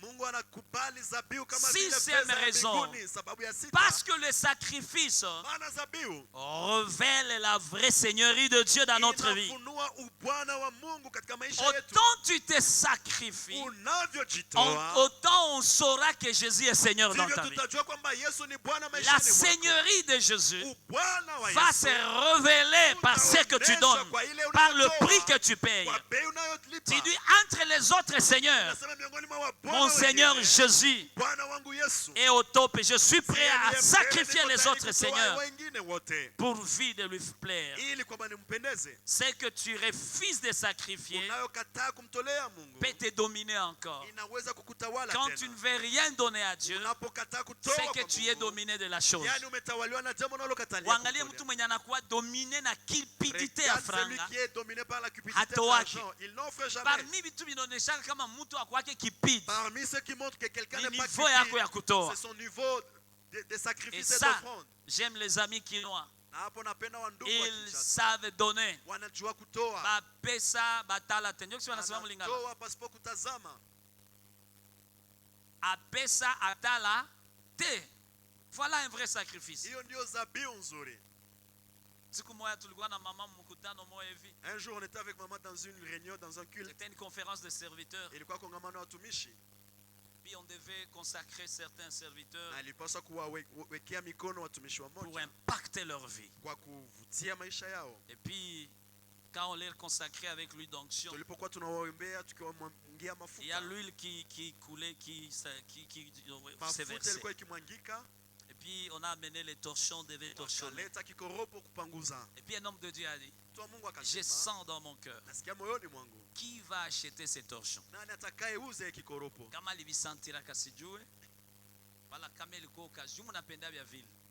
Kama ilikuwa occasion opportune, wewe na mie, kani Mungu Bwana si, Asifiwe. akasema mwenye atauze kikoropo L'homme de Dieu avait dit, celui qui va acheter ces torchons $10,000, à $10,000, hii upako yote tumemwangia toute watumishi cette onction que nous venons de verser sur les hommes de Dieu itajiakimile maisha yake. viendra s'accumuler sur sa vie. Yona tu papa mwawezi mwazi anatoa kula kauza ile kikoropo $10,000.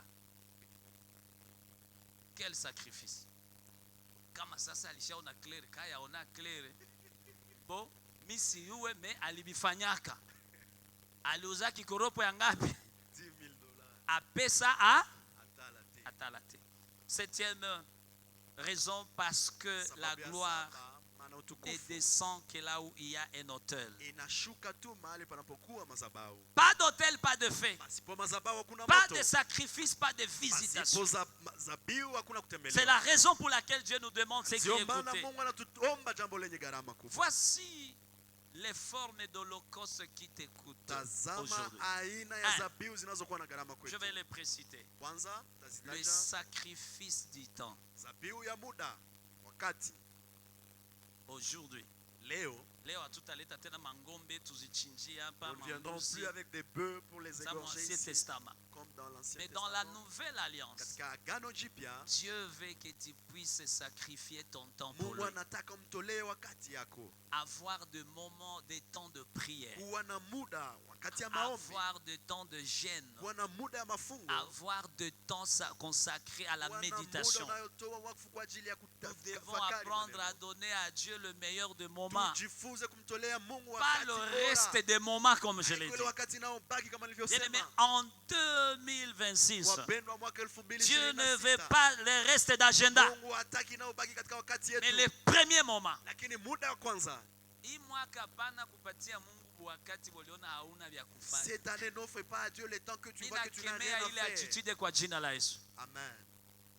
Kama seminaire iko S'il kukanisa y a un séminaire à l'église na weye uko mwanamemba wa ile et kanisa, que toi tu es membre de cette en église, d'autres termes, semi hii mwingine, seminaire ni convocation, ni invitation ya ce Mungu. séminaire c'est une invitation, une Na hii convocation de seminaire Dieu. inakuconcerne Et ce wewe. séminaire là te concerne aussi. Sasa wakati yenye Alors lorsque unakatala enda tu kuseminaire refuses d'aller prendre part au juu ya séminaire kugangamana na vitu vya pour dunia, chercher les choses de ce monde, ni kusema unaadore vile vitu quelque c'est part, dire que tu adores ces parce choses-là. qu'il y a un temps pour tout. Maana kuna wakati wa kila Donnez à kitu. César ce qui est à César Kaisari iliyo et à Dieu ce Kaisari. qui est à Dieu. Mpe Mungu iliyo ya Mungu. Mutaiminge yako Dans ton timing, muko timing ya kazi yako, Il y a le timing ya pour tout ton ce que travail. César représente, inaonesha na muko Kaisari. timing ya Mungu. Il y a aussi le timing de Dieu. Oh. Deuxième sacrifice, Zabihu ya pili, c'est le sacrifice financier. zabihu ya kipesa. La Bible nous dit dans Proverbe 9 d'honorer Dieu Inasema avec katika nos biens. Methali kenda tumheshimu Mungu kwa mali yetu. Honorer Dieu avec nos biens, Tumheshimu Mungu kwa ça mali ouvre yetu. les greniers célestes, Inafungua c'est-à-dire les gala za offrandes mbingu, yani les sadaka, dîmes, moja ya kumi, les dons, toa, les offrandes de construction. sadaka za majengo. Apprenez à bien donner. Tujifunze kumtolea Mungu vizuri. Hii mwaka tunaanza fungula makanisa kama Cette année, muyuwe. nous allons commencer à implanter des églises. Sema nilikuwa sijue mimi nayua sasa. Si je ne le savais pas, mais je le sais maintenant. Na kama upendi uache kusema, mimi nasema hivi, sema nilikuwa sijue mimi nayua sasa. Je ne le Hii savais pas, mais mwaka maintenant je le sais. tutaanza sukuma mtu moya moya mutere kwenda fungula Cette année, kanisa. nous allons commencer à envoyer les missionnaires pour implanter les églises. Tuko na haja ya franga. Nous avons besoin d'argent. Nilibambia hii moment donné ikitunga tutegeuza Je vous kitunga ya avais dit que mission. ces paniers vont commencer à être appelés paniers pour la mission. Implantation ya kanisa iko na franga, iko na besoin ya franga. L'implantation des églises a besoin d'argent. Mungu ashakubariki. Dieu t'a déjà. Uko na parcelle ine tano Il y a sita. autant de parcelles, 5 ou 6. Hii ndio mwaka ya kupatia Mungu parcelle Voilà moja. donc l'année où tu dois donner à Dieu, offrir Haiko à Dieu une parcelle ya parcelle. Theobald de Ce Mbisa. n'est pas la parcelle que tu offres à Ruta Théobald. kubagana jua mzoe ile jina. Amwizoe. Ah, ni parcelle ya nani? C'est la parcelle que tu offres à qui? Hakuna À Dieu. baraka mwa hii dunia. Il n'y a pas de bénédiction dans ce monde Unapatia Mungu budongo banajenga au kanisa madhabahu ya que milele. d'offrir à Dieu une Yenye parcelle où on itasaidia établit batoto l'autel. yako Cela kizazi aidera mpaka tes ku millième enfants génération. et jusqu'à des Sadaka yenye générations. itakusindikiza na mbinguni C'est une offrande nitabakia na qui wewe. t'accompagnera jusqu'au ciel. Mungu alikupa parcelle sita ine Dieu t'a béni tano. avec autant de parcelles. Uzisha moya. Vends-en Kama une. kuna parcelle kwa Bunia. Si tu en as à Bunia, à Beni, Tupatie tutie kanisa pa. donne-nous et nous allons y On a implanter une parcelle église. masesele kama Il y a des wapi kule. parcelles au niveau de ces celles qui Bien sont aimé, partout ailleurs. sacrifie-toi pour l'œuvre. Jitoe kwa ajili ya kazi ya Ile Mungu. vitu Nous tutaviacha. allons laisser toutes ces choses. Hivi vitu mwenye niliuziaka hapa alipauzia mwenye ofeti. Wa kwanza achetere wa kwanza Le premier alikufa. acheteur de cette parcelle, Achetere wa pili bakampiga masasi alikufaka. Bibi mwali bakia mbele akufe akauzisha. Sasa maza niuzisha akakufa. Unaminda kufaka memie sitauzisha ndachi yaka Mungu. amen. Bona jitika mie basi ma parcelle. Nisha kwa na parcelle sita. Moi, j'ai eu déjà 6 parcelles. Tutakuzikaka muka Nous allons t'enterrer dans quelques mètres seulement. tena wapi kule kushemedi sele mukilijiwe. Bengine batoto benyo liacha batoshaka zile parcelle wanenda zikunywa pombe na bangi. Haiko unabii, meniko na kufungula aki. Ceci n'est pas une prophétie. Alléluia. Amen. Ce qui ne touche pas notre portefeuille Ici au gusa pesa yetu. ne touche pas notre cœur. Ici au gusa mfuko wetu. Troisième haigusi moyo sacrifice, wetu. c'est le sacrifice d'obéissance. Zabihu ya tatu ni zabihu ya La utiifu. Bible nous dit l'obéissance vaut mieux que le Biblia sacrifice. inasema utiifu ni bora kuliko Bien aimé, zabihu. même quand c'est difficile, Neno hata itakapokuwa ngumu, même quand cela est impopulaire, hata itakapokataliwa na même watu quand wengi, cela est incompris, hata toi itaeleweka, obéis. wewe utii tu. Alors, Halo. ça peut arriver que ça touche ta réputation. Labda naweza kugusa Les ushuhuda gens ne te wako. comprennent Watu pas. wakuelewe. C'est difficile. Ni jambo Mais ngumu. toi, obéis seulement. Lakini wewe utii Ça tu. s'appelle le sacrifice d'obéissance. Inaitwa zabihu ya utiifu. Quatrième sacrifice, Zabihu ya c'est ine. le sacrifice de la chair. Zabihu ya mwili. Vous devez apprendre à renoncer au péché. Sherti mkubali Les kukataa péchés dhambi. cachés Dhambi qui vous zinazofichwa. donnent à manger, Zinazowapatia par chakula. lesquels vous vous Kwa habillez. njia ya dhambi Vous payez les loyers. Mnalipa Vous nyumba. devez payer le sacrifice Sherti mlipe de gharama. renoncer à ces péchés-là. Kukataa dhambi hiyo. Achana na ile bisakoshi. Arrête avec ces hommes mariés là. Sugar daddy, sugar mami. Les sugar daddy et les sugar mami. Achana nabyo, Mungu Arrête atakushughulikia. avec cette histoire-là. Dieu Lipa prendra ile soin bei. de toi. Paye ce prix. Sema hapana zambi mimi nikatala. Non, au péché. Ambia jirani yako acha sugar daddy, sugar mami. Hata haina naye. Sama watoto biko muyeba. Sema tu hata sema tu. Hata ni bwana yako sema achana na mashuga daddy na mashuga mami. Au fait, ule mwanekala pembeni yako unaweza waza ni mkamilifu. Celui qui est assis à côté de toi, tu peux croire que c'est quelqu'un de parfait. Mais saa moya Mais peut-être, uko naongea naye. peut-être que tu lui parles. Mtu mmoja aliniambia kubiro ku declaration ulifanya. Mimi Quelqu'un kwanza m'a dit au walikwambia bureau que kama tu avais- mimi nikaona mimi ndio uko naongea na yeye. Sacrifice yenye utalipa. Les sacrifices que tu vas payer, Nikwambia Mungu, c'est de dire à Dieu, mimi nakuliaka hapa. je mange ici, Mimi nachuruzaka sex. je vends mon corps. Na zinatoka amo. Et oui, ça me rapporte de l'argent. Sasa ituru Mais cette fois-ci, sacrifié. je me sacrifie. Je Je t'offre mon corps. Je ne ne le sacrifierai plus au péché. Que je trouve ou que je manque, que je m'habille ou pas, au moins nibakie en bonne relation na we. garder la bonne relation Ça avec va toi. payer. Na itali pas. Tu dois aussi sacrifier les habitudes destructrices. Tu dois Pia sacrifier le plaisir charnel. Pia. 5e sacrifice. Zabiu ya tano. Les sacrifices d'orgueil. Zabiu ya kiburi. Kiburi. L'orgueil de beauté. Kiburi ya urembo. L'orgueil de possession. Kiburi ya mali ulio Et nayo. l'orgueil de position. Kiburi ya nafasi unayokuwa nayo. L'orgueil des dons. Kiburi ya zawadi ulio nayo. L'orgueil des connaissances. Kiburi ya ujuzi À un wako. moment donné, Kwa muda fulani, tu dois être humblé. sherti uwe mnyenyekevu. Comme si tu ne sais rien. Kama vile ujui Comme lolote. si tu n'es rien. Kama vile Pour wewe la si lolote. gloire de Dieu. Kwa ajili ya utukufu wa Sois Mungu. humble. Uwe mnyenyekevu. Pardonne les autres. Samehe wengine. Arrête d'être misiwezi musamehe. Acha kuwa na kiburi. Mie siwezi. Moi, je ne peux pas Ça les c'est pardonner. l'orgueil qui va te Hiyo bloquer. ni kiburi inatakufunga. Sois capable de pardonner même Uwe celui na uwezo wa kusamehe qui a hata tué yule ton père, ta mère. aliyeua baba, mama Ce yako. n'est pas facile. Sio rahisi. Mais nous pouvons tout par Jésus Lakini tunaweza et par le yote kwa Saint-Esprit. Yesu na kwa Roho Mtakatifu. J'ai détruit cet orgueil en toi au nom de Haribu kiburi Jésus-Christ. ndani mwako kwa jina la Yesu. L'humilité nous coûte cher, Unyenyekevu ina gharama mais kubwa. elle attire la grâce de Lakini Dieu. inavutia kibali cha Mungu. L'humilité nous coûte très cher, Unyenyekevu ina mais elle gharama attire la kubwa. bénédiction de Lakini Dieu. inavutia baraka Le ya Mungu. pardon nous coûte très cher, Tamaa ina gharama mais kubwa. il nous libère. Lakini inatusamehe na kutufungua. Soyez libérés au nom de Jésus Funguliwe kwa jina la après Yesu. que vous ayez donné le pardon. Kisha kutoa msamaha. 6e sacrifice avant-dernier, Zabiu ya sita. c'est le sacrifice de la réputation. Zabiu ya ushuhuda. Suivre Christ, Fata Yesu.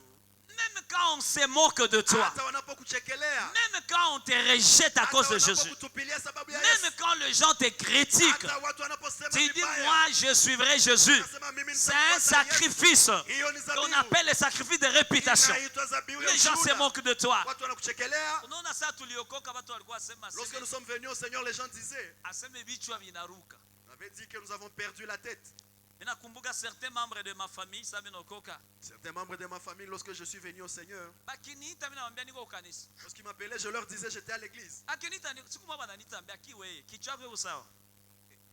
Wewe tunakuitaka kila siku wewe kanisa. Chaque fois que nous t'appelons, tu es à l'église. Hauna vitu vingine ya kufanya. Donc tu n'as plus rien d'autre à faire. Tena ilikuwa inakuwa bala saa yenye niko mvingine hawezi niita. Lorsque je faisais autre chose, ils ne m'appelaient pas. Mais quand niko tu kanisa wanafanya. Lorsque j'étais à l'église, Pour conclure que mimi maisha yangu yote ni wapi? Mais leo bananza niambia biko na fierté yangu. aujourd'hui, ils sont tous fiers de moi. Grand frère, hauna fierté yangu. Fanya hivi. Mbisa Theophile iko pale. Shimama kwa salimia mkutano. Mbisa Theophile, shimama salimia mkutano. Voilà. Il est le second chez nous dans notre Wa famille. pili kwetu mjamaa yetu. Il s'appelle Mbisa Theophile Anaitwa Mushobozi. Mbisa Theophile. Alléluia. Leo usikia ke bien son alionea grand. Unasikia kai? China mbise lishenda kote konaweza enda gra. Ukisema tu mbisa, ukipenda unaachana ile Mateo nini? Wewe sema tu mbisa, batakufungulia nini? Alléluia. Amen. Jana balikuwa wanaona saa kichwa kisha fani. Hier, ils croyaient que j'avais perdu la tête. Saa mtibia yangu hamuna tena nini? Comme s'il n'y avait plus rien dans mon cerveau. Jambo abasemai. Lakini leo waisha kama cerveau inayala. Mais aujourd'hui, ils savent qu'il y Nena a yala plein Roho de choses Mtaka. dans ma tête et c'est plein du Saint-Esprit. Enfin, le Joé. 7e sacrifice, il y en a beaucoup. Daka ya saba. Nous devons sacrifier notre confort. Sherti tutoe heri yetu.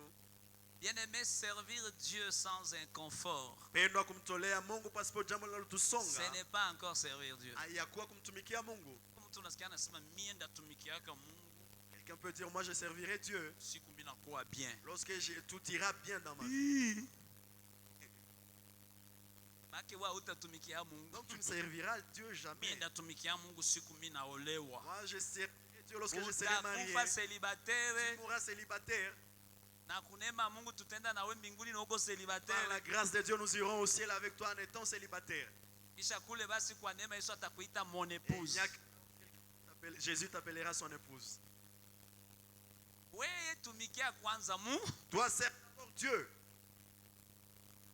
Bibi yangu angitumikiaka Mungu angenipata. Si ma femme ne servait pas Dieu, elle ne m'aurait pas trouvé.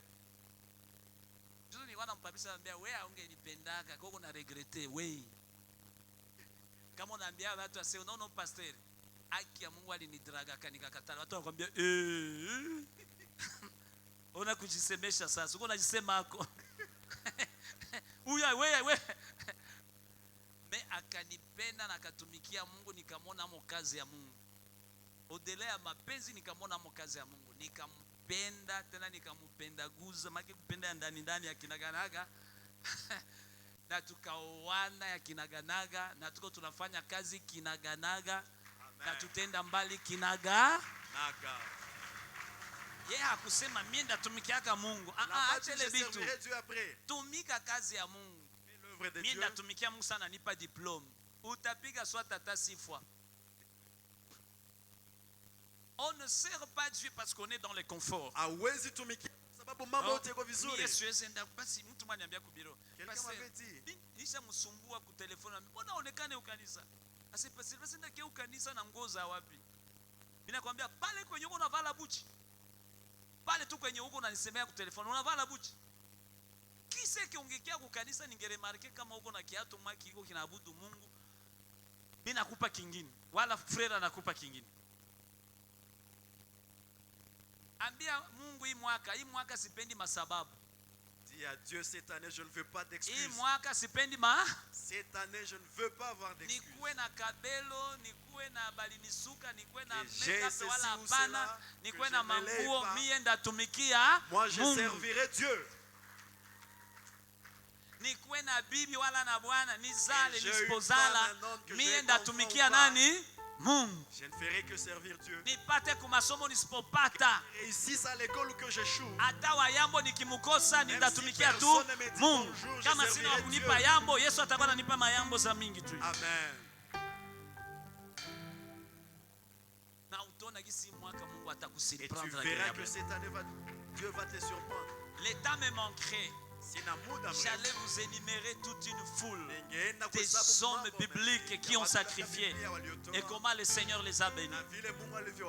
Abel, Noé, Abraham, Moïse, David, je ne sais pas, Job, Élie le prophète, la veuve de Sarepta.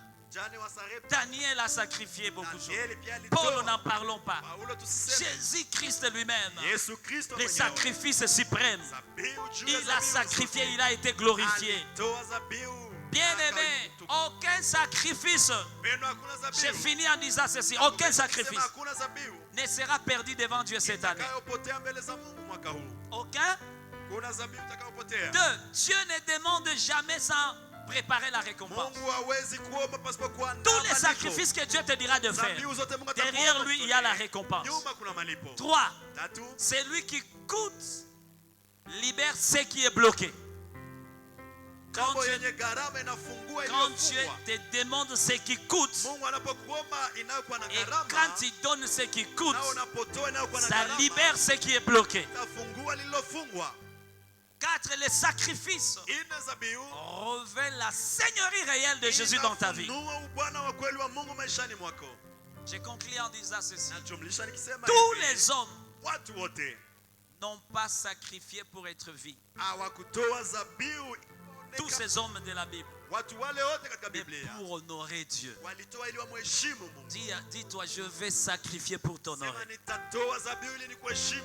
Apana kia tuimbia hapa. Ne viens pas chanter pour qu'on t'observe, qu'on te voie. Apana kuya kukanisa juu uliuza bazin ya mpya. Ne viens pas à l'église juste parce que tu as un nouveau vêtement. Sema bambone. Bambone. Nina kufundisha mashi, sema bambone. Au hiyo niko nakufundisha itakutosha ile mudega.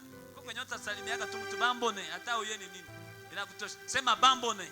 Bambone. Apana kuya toa hapa juu tukuitike. Ne viens pas offrir ici pour qu'on t'accepte. Apana. Yote nyota fanye rudishie nani? Tout ce que tu feras que cela rende gloire à Dieu. Et Dieu n'a jamais laissé un sacrifice en récompense. Ce qui touche le cœur de l'homme ou ce qui coûte l'homme ça touche le ciel. Et ça amène le ciel sur la terre. Et ça transforme la terre. David aurait pu accepter la facilité. Quelqu'un lui dit, moi je te donnerai tout. Mais il a choisi l'honneur. Il dit, Dieu ne cherche pas les dons gratuits. Il cherche les cœurs coûtés, les cœurs coûtés. Ceux qui ne coûtent rien ne t'élèvent pas. Ceux qui ne te coûtent rien ne te transforment en rien. Mais ceux qui t'écoutent pour Dieu, change ton ciel. Ça change ton futur. Ça change ton impact. Ça change ton attitude. Et ça attire la gloire de Dieu. 2026 sera l'année de sacrifice qui parle au ciel. J'aimerais que tu cries avec moi, tu dis, Seigneur Jésus, aujourd'hui, j'ai écouté ta parole. Fais-le bien avec foi. Tu vas dire, je refuse de t'offrir ce qui ne te coûte rien. Je te donne mon cœur. Je te donne ma vie. Je te donne mon temps. Je te donne mes priorités. Je te donne mes ressources. Je te donne mes diplômes. Je te donne mes économies. Fais de moi un sacrifice vivant, agréable à toi, au siècle de siècles. Et tous nous disons Amen.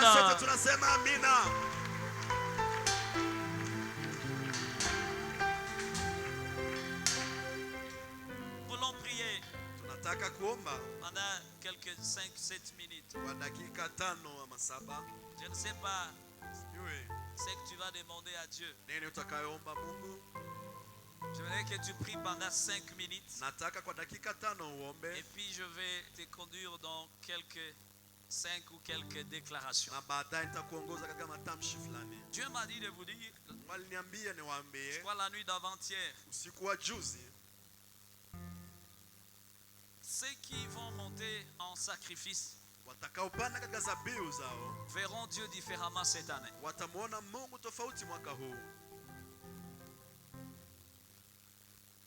Et Dieu m'a dit de prier beaucoup pour vous. Que Dieu imprime en vous l'esprit et la dimension sacrificielle.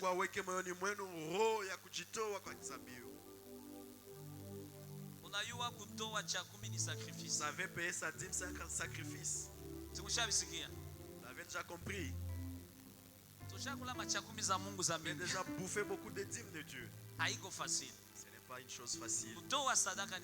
Offrir à Dieu, c'est un sacrifice.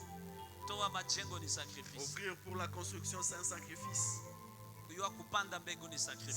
S'aimer, c'est un sacrifice. Savoir dire merci à Dieu, c'est un sacrifice. Savoir aller à l'église et laisser tout, c'est aussi un sacrifice. Il y a à boire et à manger dans les sacrifices. Dieu cherche des sacrificateurs cette année. Lève-toi là où tu es. Tu vas dire à Dieu, Seigneur, cette année, merci de me la donner. Et je voudrais m'offrir à toi. Je me donne à toi. 2. Seigneur, je demande une chose. Je ne saurais pas moi-même. Donne-moi l'esprit de sacrifice. Dans ce que je ferai pour toi. Dans les domaines où je te sers. Donne-moi l'esprit de sacrifice. Dans tout ce que je ferai pour toi. Élève ta voix et commence à prier. Est-ce que tu peux prier en battant le main? Prie, tu demandes à Dieu. Tu vas renoncer à la superficialité. Tu vas renoncer à la routine habituelle. Tu vas renoncer à ce qui est moins cher dans les services. Tu vas dire à Dieu, je vais te donner le meilleur de moi-même cette année. Le meilleur de mes temps, le meilleur de mon agenda, le meilleur de mes finances.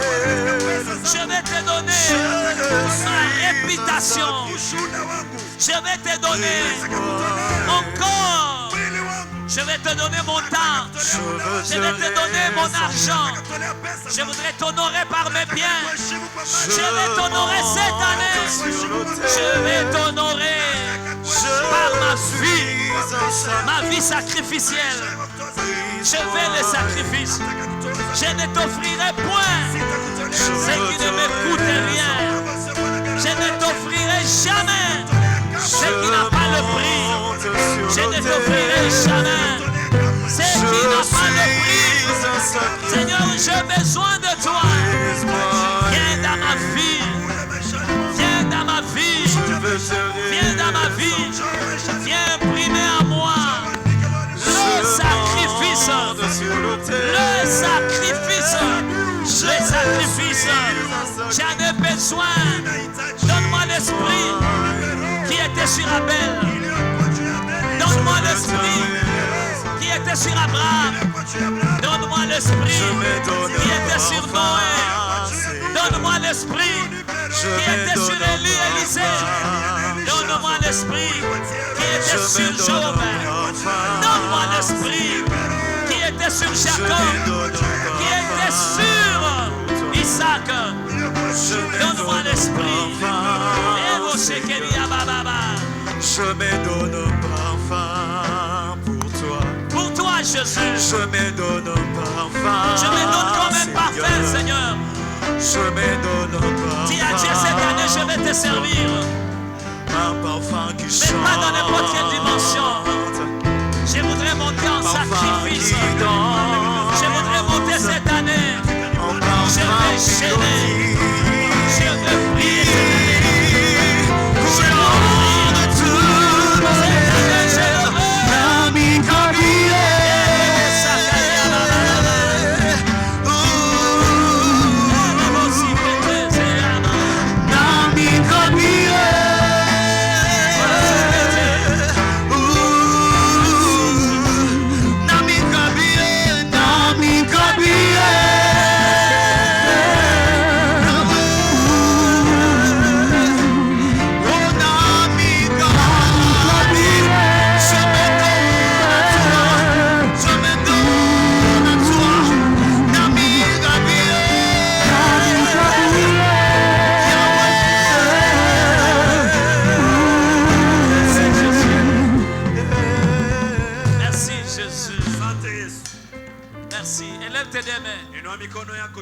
Je voudrais que tu fasses ces déclarations prophétiques.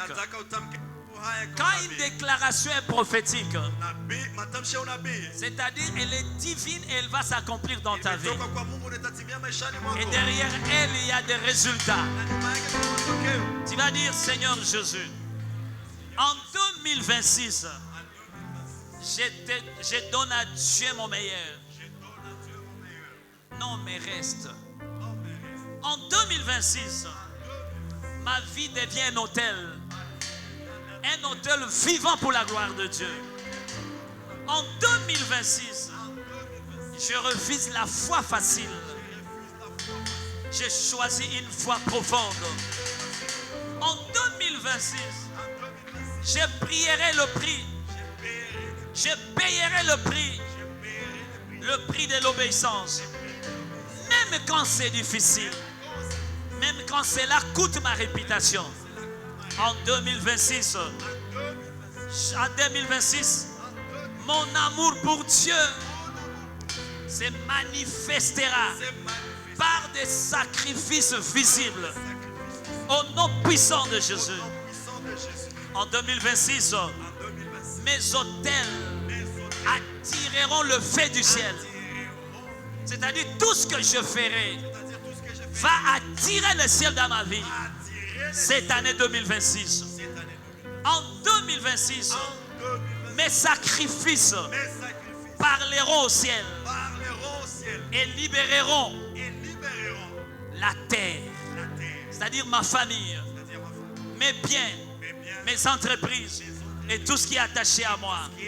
En 2026, chaque offrande coûteuse déclenchera une visitation divine. Dans le nom de Jésus, en 2026, ce que je prends Ce que je perds plutôt pour Dieu me positionnera pour la gloire. Toutes mes pertes pour Dieu me positionneront. En 2026, Dieu se glorifiera dans mon renoncement sacrificiel. En 2026, je renonce à tout ce qui m'empêche d'honorer Dieu pleinement. En 2026, je marche dans une obéissance radicale et joyeuse.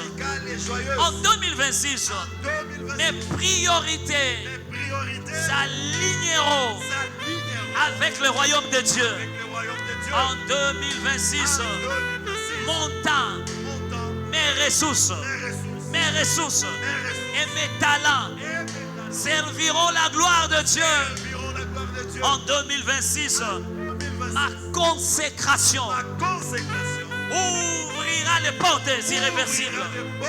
Au nom de Jésus, toute porte qui était fermée sera ouverte par mon sacrifice. En 2026, je verrai la provision là où Dieu m'envoie et dans ce que Dieu me dira de faire. En 2026, mes sacrifices arrêteront le blé des malédictions et libéreront la restauration. Au nom de Jésus, en 2026, je récolte au centuple ce que j'ai sémé avec foi et dans les sacrifices. En 2026, Dieu va transformer mes renoncements en témoignage. Je le déclare au nom de Jésus. En 2026, je marche dans une nouvelle dimension de gloire. La dimension du sacrifice. En 2026, notre église Sémac deviendra un hôtel vivant qui attire la présence de Dieu et les bénédictions de Dieu. En 2026, nos familles serviront l'Éternel avec intégrité et sacrifice. Dans le nom de Jésus, en 2026, Dieu élèvera une génération prête à payer le prix pour sa gloire. En 2026, les sacrifices spirituels libéreront une moisson abondante de matériel. En 2026, Dieu visitera notre territoire. Il visitera mes entreprises. Dans le nom de Jésus avec puissance.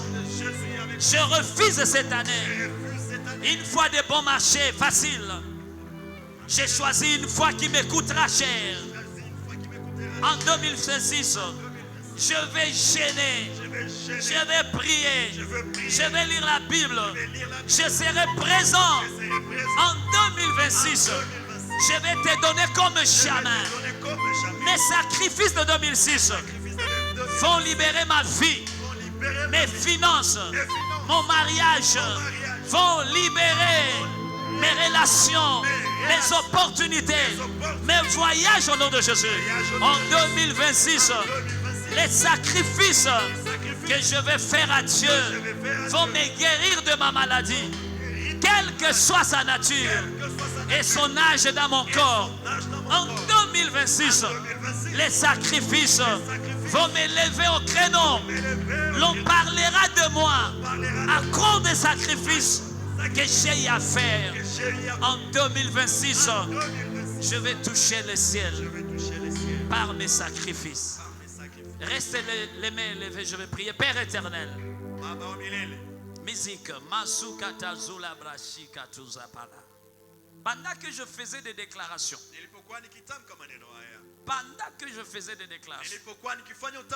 Dieu me dit qu'il y a certaines personnes dans la salle qui viennent de prendre conscience. Et le temps qu'ils vont appliquer ce qu'ils viennent de prendre comme conscience, Dieu va les surprendre dans chaque domaine de leur vie. Chaque domaine de leur vie. Les sacrifices de cet anneau vont parler et vont déverrouiller le ciel pour toi. Qu'il en soit ainsi dans ta vie. J'ai dit qu'il en soit ainsi dans ta vie. Bien aimé, cette année est une année pas ordinaire. Elle est extraordinaire. Une année de positionnement et de repositionnement. Par les moyens des sacrifices, des choses qui nous coûtent. Dieu a restauré tout Israël à cause du sacrifice qui a coûté David. Je prie qu'à cause de toi, à cause de tes sacrifices, que Dieu restaure ta famille. Que Dieu guérisse ta maison. Que Dieu guérisse ton foyer. Que Dieu guérisse tes fiançailles. Que Dieu restaure la santé de ton père et de ta mère. Que Dieu restaure la santé de ton mari et de ta femme. Que Dieu restaure tes affaires, tes business. Lorsque tu feras des sacrifices, lorsque tu les déposeras, lorsque tu agiras en sacrifice, que les sacrifices de cette année te rendent honorable, respectable, t'amène aux fêtes là où tu n'as jamais été et que ta renommée puisse te précéder.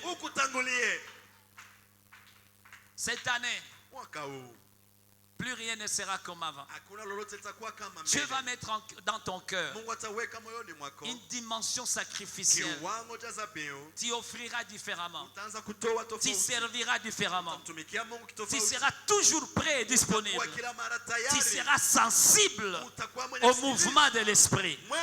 Et ça sera le départ de ton élévation. Je m'en fous de ton hier. Les sacrifices de cette année vont faire de ton avenir un avenir de renommée au nom puissant de Jésus-Christ. Tu accompliras des choses que tu n'avais jamais accomplies. Tu vas rencontrer des connexions que tu n'as jamais rêvé au nom de Jésus. À cause des sacrifices. Cette année, tu vas prier. Cette année, tu vas t'enfermer. Cette année, tu vas gêner. Cette année, tu ne seras pas un paresseux spirituel. Cette année, tu vas servir avec passion, avec zèle. Cette année, tu vas prendre l'envol. Cette année, tu feras tout par révélation. Ton statut va changer. Ton identité. Je bénis ta vie cette année. Et je prie Dieu une chose. Qu'aucun sacrifice ne passe inaperçu devant les yeux de Dieu. Et que chaque sacrifice parle pour toi au ciel. La Bible nous dit le sacrifice de Dieu est toujours assis à la droite du Père, en train de parler pour notre bien. Je prie que tout ce que tu me donneras à Dieu, tout ce que tu rendras à Dieu comme service, que cela te défende au ciel. Et que cela parle de toi. Que tous les sacrifices que tu feras cette année soient des porte-parole pour toi. Dans le lieu céleste au nom de Jésus-Christ. Mais aussi sur la terre. Kila kwenye utaenda. Partout où tu iras, sacrifice zikutangulie. que tes sacrifices te précèdent. Amen. Kila kwenye utaenda. Partout où tu iras, wenje utaganye. c'est toi qui gagneras. Kila Amen. kwenye utaenda. Partout où tu iras, wenje utafunguliwa mulango. c'est à toi qu'on ouvrira la porte. Kila Amen. kwenye utaenda. Partout où tu iras, Sacrifice zote, madhabahu zote tous les hôtels, tous les sacrifices zitakuongelea. parleront à ta Hakuna faveur. matashimama mbele yako. Personne ne se tiendra devant Hakuna toi. mataresiste mbele Personne yako. ne te Je résistera. le répète, je le déclare dans le nom puissant de Jésus. Katika jina la Yesu Tous les Kristo. sacrifices que tu feras cette année Dhabihu zote unazifanya mwaka vont huu. flotter comme un drapeau de victoire. Utapepea kama bendera Tu ya seras ushindi. toujours victorieux. Utakuwa mshindi Toujours kila la mara. tête et non la queue. Utakuwa kichwa Toujours wala en mkia. avant et non en arrière. Utakuwa mbele wala L'on si parlera nyuma. de toi en bien, pas en Watazungumzia mal. habari zako vizuri Je na le vibaya. déclare au nom de Jésus. Naitangaza kwa jina la Yesu. Et j'ai détruit tout ce qui est contraire au sacrifice. Tous les autres sacrifices que le monde des ténèbres a fait. Les sorciers, les magiciens de ta famille. Ils ont aussi fait des sacrifices. Je les annule. Je les renverse. Je les détruis. Dans les noms puissants de Jésus. C'est le sacrifice de Jésus. Appuyé par les sacrifices quotidiens que tu feras pour lui. Régneront en absolu. Et c'est là partout. Dans tout ce que tu feras, dans n'importe quelle conjoncture, toi tu seras différent et tu seras distinct. Et ta bouche sera remplie de témoignages. Je les déclare, je les signe, je les décrète par le sang de Jésus, au nom du Père, Fils et Saint-Esprit. Et tous nous disons 3 fois Amen, Amen. Amen, cela est signé au nom de...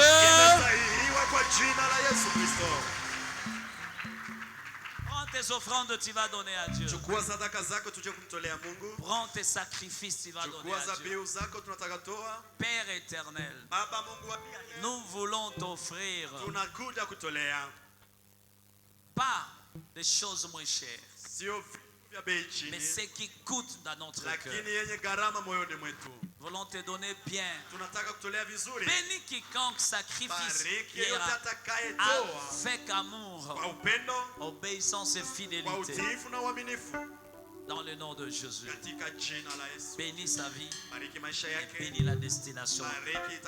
Amen. Chorale, on va donner à Dieu. Jésus.